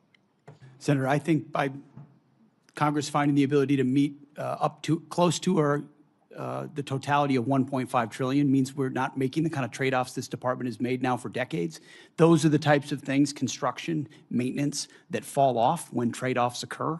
And so you dig the hole even deeper. And what this budget does, first of all, it fully funds the UPL list, which is the unfunded priority list of PACOM, a priority theater, and then it gets at every single substandard barrack that we have across the department. So we're funding the military construction in a way that we've never done before to get out of the hole that we've had for a while. Very good. Thank you, Madam Chair. Thank you, Senator Bozeman. To the very patient Senator Baldwin. Thank you, Madam Chair and Madam Vice Chair. And thank you for appearing before our committee today. To many I represent and to me, this supplemental request is another example of this administration's misplaced priorities. Instead of spending tens of billions of dollars more for this president's war of choice in Iran, that both houses of Congress, I may add, have voted to end absent explicit authorization by Congress, we should be focusing on the needs of American families. We could invest this money to accelerate new cures and treatments for cancer and Alzheimer's. We could use it to help more families with rising home energy costs. We could use this funding to help more families afford quality childcare. We could use this funding to help more kids get free school lunch. We could use this funding to restore health care for working families. We could use this funding to support our public schools and special education. This is a war of choice, and every dollar spent on this war is a dollar not spent helping families afford housing, health care, groceries, childcare at home, investing in the opportunities for the American people. First, I want to express my condolences and my respect for the 17 American service members killed in this war since February, including 3 over the past few days. Their lives are the price this country has paid for this war. The deadliest day for U.S. forces was on March 1st, when an Iranian drone struck an Army facility at Port Shuaibah, Kuwait, killing 6 soldiers and injuring more than 30 others, including soldiers from Wisconsin. Soldiers from the unit stationed at Port Shuaibah told reporters that the facility did not have adequate air defense capabilities. These soldiers and their families believe they were sent into harm's way without the defenses they needed. Secretary Hegseth, what would you say to those soldiers and their families? First of all, that we honor and recognize their sacrifice and what they've given. I've been in touch with at least one of those families on a regular basis and understand the pain of losing a loved one is unfathomable, which is why we greeted them at Dover, and we'll greet those again tomorrow. I would say in talking to Admiral Cooper, the CENTCOM commander, before all of this was undertaken, maximizing defensive capabilities, mostly by moving as many people as possible off the X, which we did in historic fashion, moving almost 90% of Americans in theaters off of where they could be a target, first of all. So Bunkers that they would move really into, early warning. on Fort Shuaibah. And I Ultimately, will quote from the Washington Post article of July 12th. Shuaibah, this is a quote, Shuaibah did not have any of the systems that would take down the one-way attack Shahed drones, and initial security assessments found that the base was not adequately protected, end quote.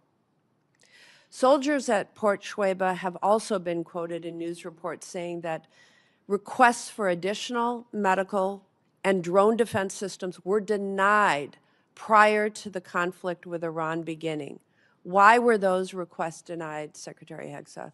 I would confer with Admiral Cooper, but it's not a single drone or defense request denied at any level that I'm aware of. We did everything we could to move heaven and earth in every single location to protect every single American we possibly could. An article from July 12th, Washington Post also quoted a soldier saying that the unit's request for an Eagles drone defense system was denied because of lack of assets. That's an end quote. U.S. Army Central has conducted an investigation into that attack. Do you commit to releasing the findings of that investigation publicly, yes or no? We'll get you the status of that. I would argue if it was a resource constraint, that's precisely why we're having this hearing today, to speed up systems to the battlefield, to warfighters as fast as humanly possible. It's been too slow in the past. It needs to be faster. The reforms we're undertaking will do the findings that. of that investigation publicly, yes or no? I will work with Admiral Cooper to make sure it's handled properly. Yes, Senator. Thank you.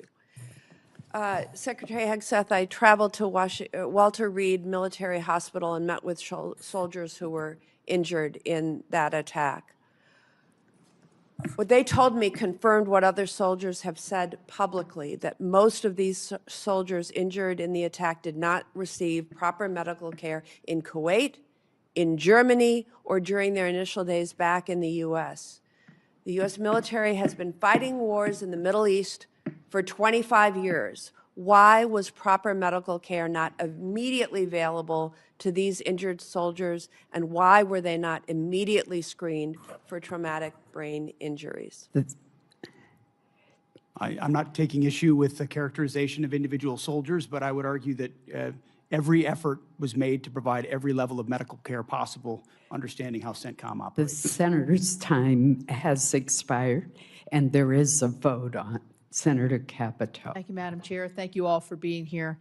Thank you for your service. I want to begin because the last time that I saw you, Secretary Hegseth and General Caine, was at the Pentagon when you honored Andrew Wolf, who was attacked here in D.C. in November, and then the honor that you have given to Sarah Beckstrom and her family, who lost her life that day as well.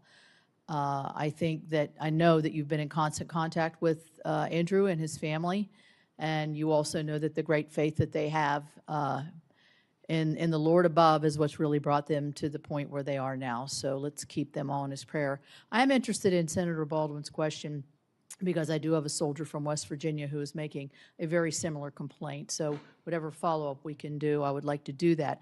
I'd also like to recognize the three most recent service member that we lost, because we talk about them as service members and soldiers, but I haven't heard them say their name, and they're so young. First Lieutenant Tyler James Freehan, Private Isabella Gonzalez, and Sergeant Michael Swinton.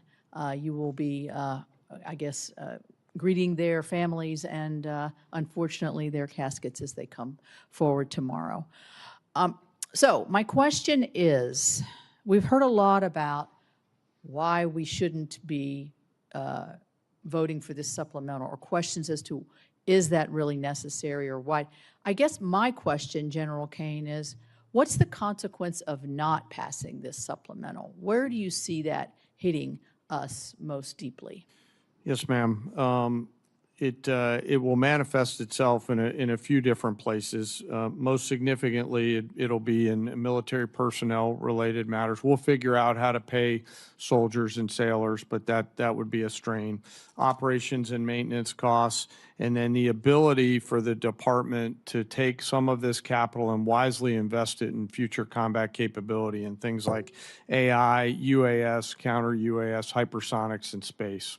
So not only would it hit us today, but it could hit us tomorrow as well. Yes, ma'am. I actually view this as forward-looking. As we look at the future picture and the various risks that we're facing, the supplemental and the budget, frankly, help to ensure that we are properly arming the joint force for the myriad of potential contingencies that we face in the future.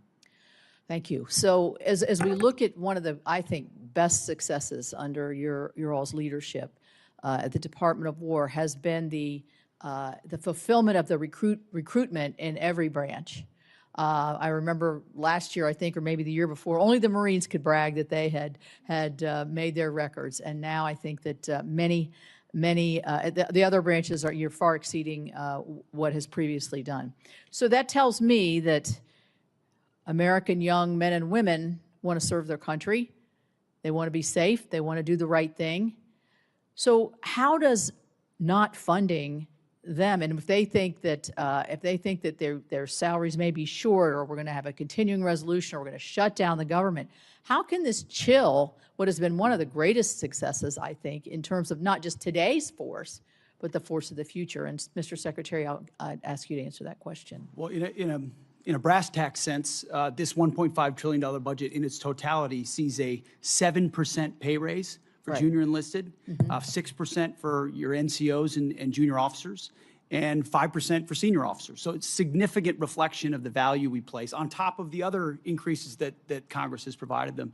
If we were to have to, and we're going to do right by the troops, we're going to make sure they get paid, but it's going to put strains on training and readiness and all the other aspects of O&M over time, which makes its way down to the unit level.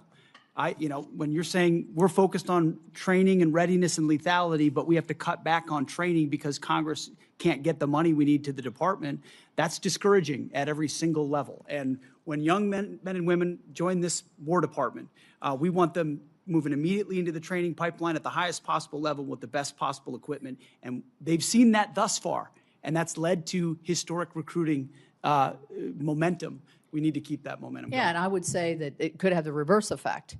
If this is troubled waters here and lack of confidence, which we see on the other side of the aisle there, and questions that I think wouldn't be asked if it were not of a political nature, we're going to chill our recruiting efforts here for our young people as they look forward to serving their country and becoming that patriot they want to be. You're right. Or return to the valley under the Biden administration, where not only did they not meet the goals, but they had to lower the goals and then didn't meet the lowered goals. And then now we don't have the readiness we need as a force. Thank you very much. Thank you all very much. Thank you, Secretary of Agriculture. I'll get to you another time. Thank you. Senator Murphy.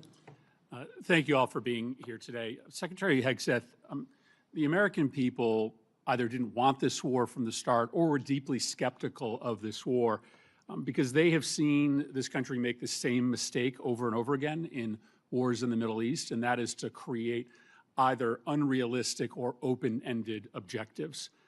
You said in March that the United States was, quote, on plan to defeat, destroy and disable all of Iran's meaningful military capabilities at a pace that the world has never seen before. Obviously, as we've discussed here today, that objective has not been achieved and is not going to be achieved. Iran is adept, more adept than even at the start of the war, at hiding their capabilities or repairing after damage we have done. There's an open report that when it comes to their missile sites along the Strait of Hormuz, 30 of 33 are still operational. I wouldn't believe all the open reports, Senator. But I've also heard you say in this hearing that the objectives now seem to be more limited than they were at the outset of the war, that this is about reopening the strait and this is about dismantling their nuclear capability. And the president, of course, has said himself that he thinks Iran has a right to a missile program. So my question is pretty simple. Is it correct that it is no longer a war objective to destroy all of their military capacities? This is what the president has said. Have our goals been simplified to reopening the strait and to getting into a negotiation over a nuclear program? Now, I don't think you have a realistic plan to do either of those things, but I think it's important for us to know what we're funding. Are the objectives much more limited today than they were when you made that statement in March? So I think the objectives have been consistent and clear from the beginning. And I would contrast it to North Korea, where a conventional buildup was used to hide a nuclear capability that eventually evolved to a point where it couldn't be contested. And what Iran continued to do, even after Midnight Hammer, was try to build that conventional capability to dare anyone to stop them from pursuing nuclear weapons. So getting after their conventional capabilities, missile launchers, defense industrial base, their Navy, was all part of it ensuring they can't blackmail us into pursuing a nuclear capability. Laser focused on Iran will never have a nuclear capability. That's the promise the president has made and that he will keep in every way. I think it's important. It is still a war objective, either through military action or through a diplomatic agreement, to destroy and disable all of Iran's meaningful military capacities, including their missile program. As far as all, when we talked about that from the podium at the outset of this, we were talking about their defense industrial base. And if you look at the metrics of their ability to make more, that it's been overwhelmingly destroyed. Not everything, but overwhelmingly. Now, do they have missiles in underground bunkers because they're a terror state? Sure they do, and we've acknowledged that from the beginning. Yeah, but their capacity is less today than it's ever been as a nation. They obviously have significant capacity to effectively disrupt the entirety of the Middle East and oil flows out of the Middle East, and that's not going to change. Let me ask you one more question. This is a request for supplemental funding because you don't have the funding in your base budget to do what you need to do, which makes questions about the base budget relevant.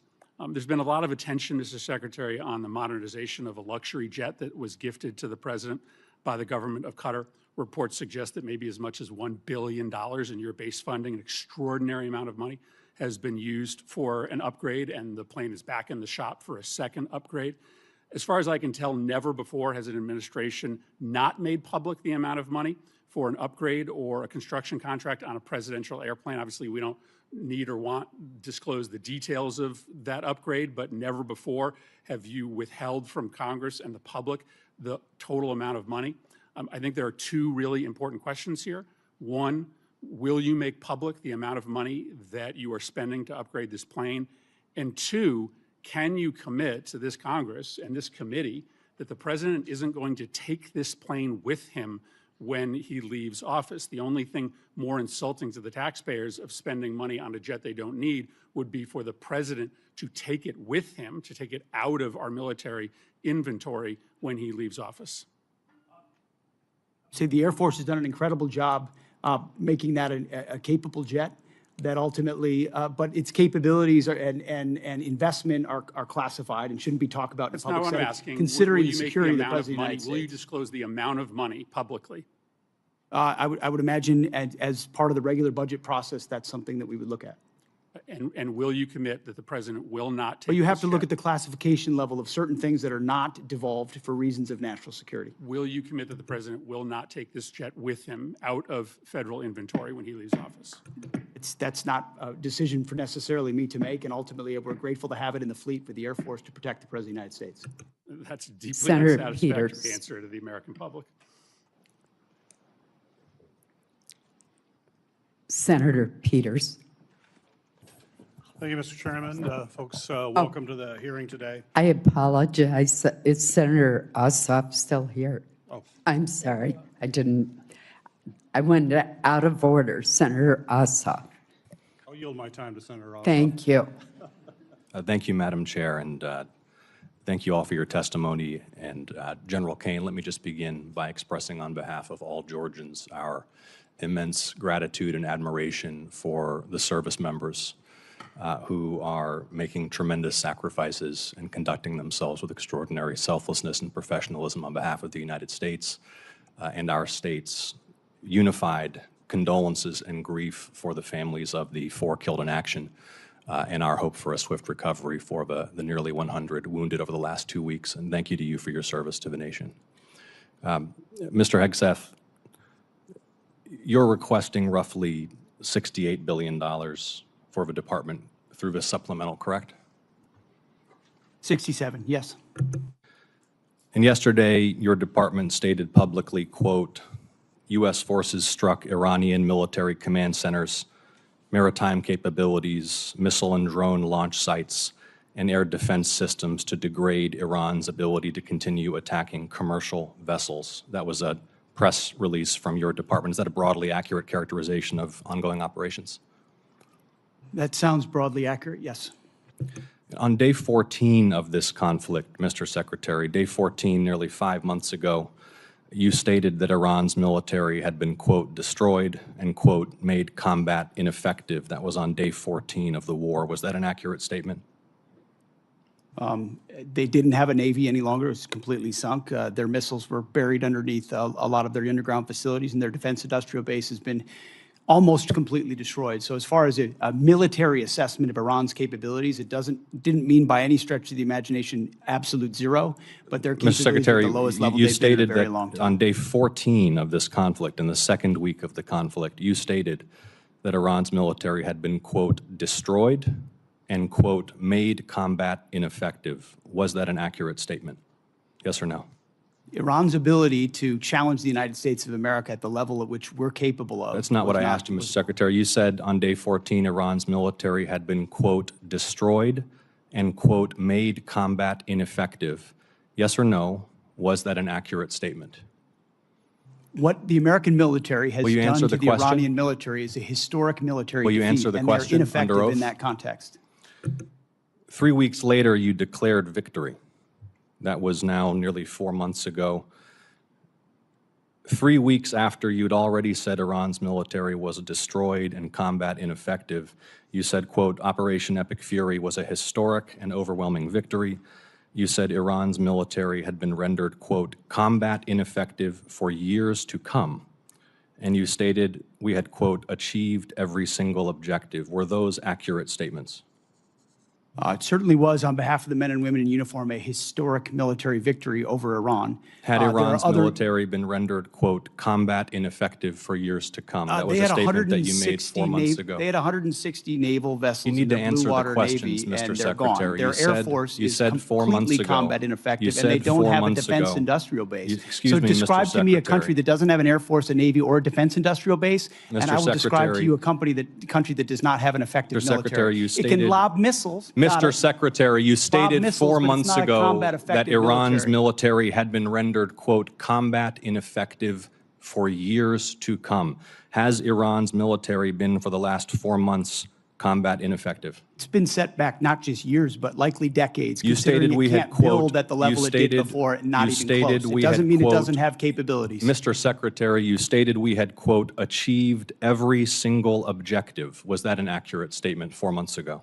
The main objective of this was to ensure that Iran never gets a nuclear weapon. Their main sites were obliterated. We're watching over them, and we're holding that issue. If they don't give them up at the table, there's other ways we can take them away. Early in the conflict Iran will on day never have a 3, nuclear Mr. weapon. Secretary, early in the conflict, day 3, you said one of those core objectives was to, quote, destroy the missile threat, and as you restated on day 5, to, quote, obliterate Iran's missiles and drones. Those were clearly and repeatedly stated core objectives of the campaign, which 4 months ago you declared had been completed victoriously with every single objective achieved. Were those objectives achieved 4 months ago? No one ever stated that every single missile was gone. Ultimately, combat ineffective means they're not able to dig them out of their UGFs and shoot Had at the us. missile It threat doesn't mean they been don't have defeated 4 underground months facilities ago? where they put missiles in them and hold on to them because they're the world's largest state sponsor of terrorism. So we never expected they would stop having capabilities to shoot. The question is at scale against an opponent like the United States of America, which went toe-to-toe with them and Iran couldn't and You cannot stated on handle it. March 8th, day 9 of the war, on 60 Minutes, you assured the American people of Iranian surrender. Does that remain your prediction? Ultimately, Iran will never have a nuclear weapon to threaten the United States of America. That has been the objective, and it remains so. So just to review, you will not answer whether your statement made on the 14th day of the war that Iran's military had been, quote, destroyed and made combat ineffective was a truthful statement to the American people as you sit here and ask for tens of billions more for the conflict? Senator's time has Had a expired. historic and effective military campaign against the largest state sponsor of terrorism. Won't and will answer the ensure they question. never Senator get a nuclear weapon, Peters Senator. is recognized. Thank you, Madam Chair. And thank you to our witnesses here today. I want to begin by first echoing my colleagues' comments that we've heard throughout the hearing here and join them in mourning the loss of American service members who were killed in action these last few days. My thoughts are with their families, with a service member who remains missing, and with all those injured during the strikes. And I will continue to pray for their families.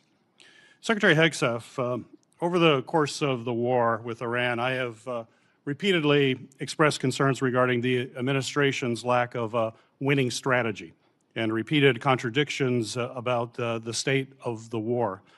Frankly, it doesn't help that you and your president continues to mislead the American people.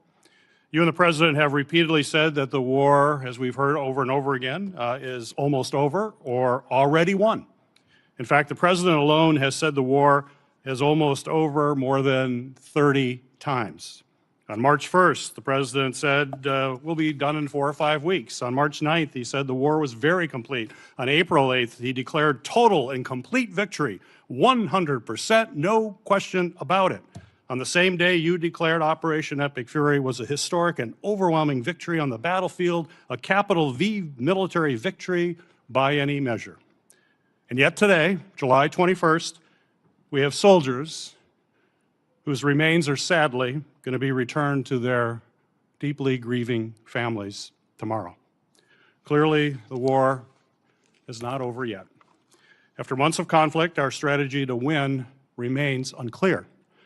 I have long said the United States has the strongest military in history in the world, and I have no doubt that our brave service members can execute any mission and prevail in any battle. But without a clear winning strategy, we're at risk of being in another forever war that'll put our service members in continued harm's way and continue to cost taxpayers billions of dollars.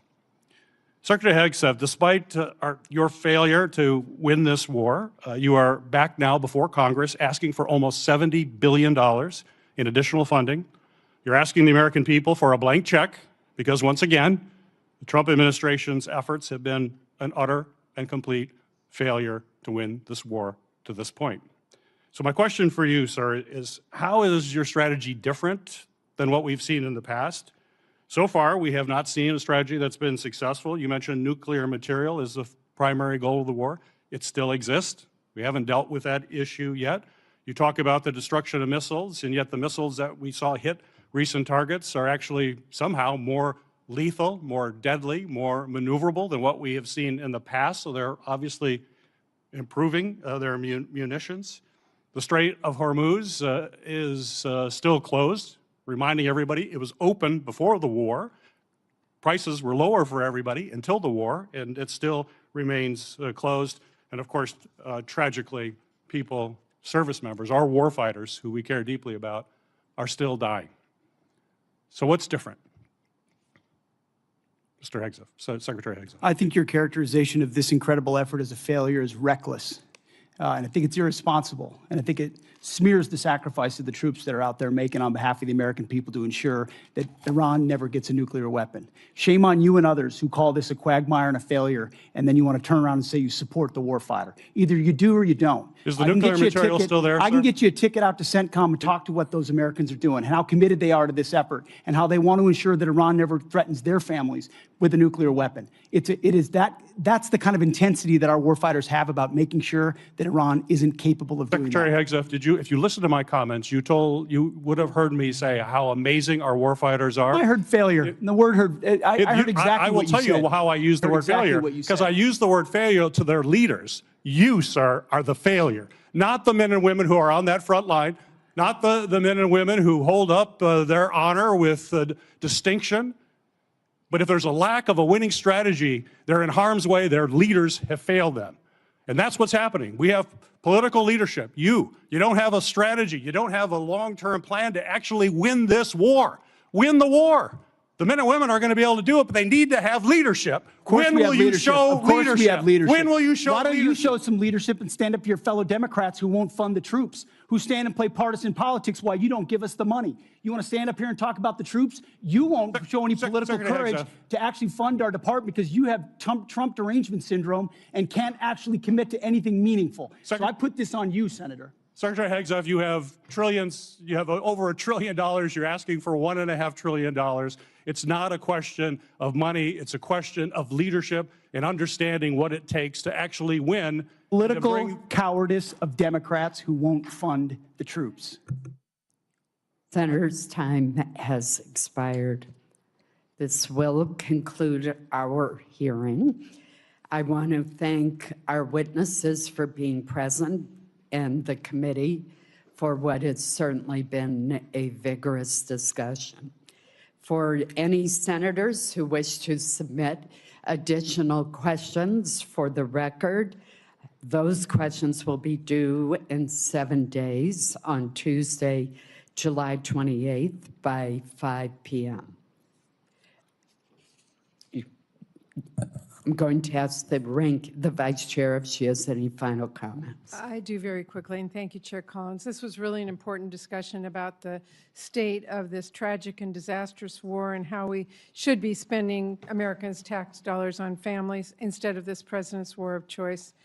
Unfortunately, this hearing has done exceptionally little to justify the president's request or to instill confidence that this administration has an exit plan or a strategy to end the war.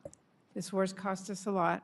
The last thing we should be doing is rubber stamping another $70 billion to help Trump keep it going. Thank you, Madam Chair. Well, Vice Chair Murray, I'm compelled to respond to your comments by pointing out that it is the duty of this committee to have a hearing when we have this kind of supplemental request. And so I do appreciate the think hearing. that your I do. comments was not appropriate.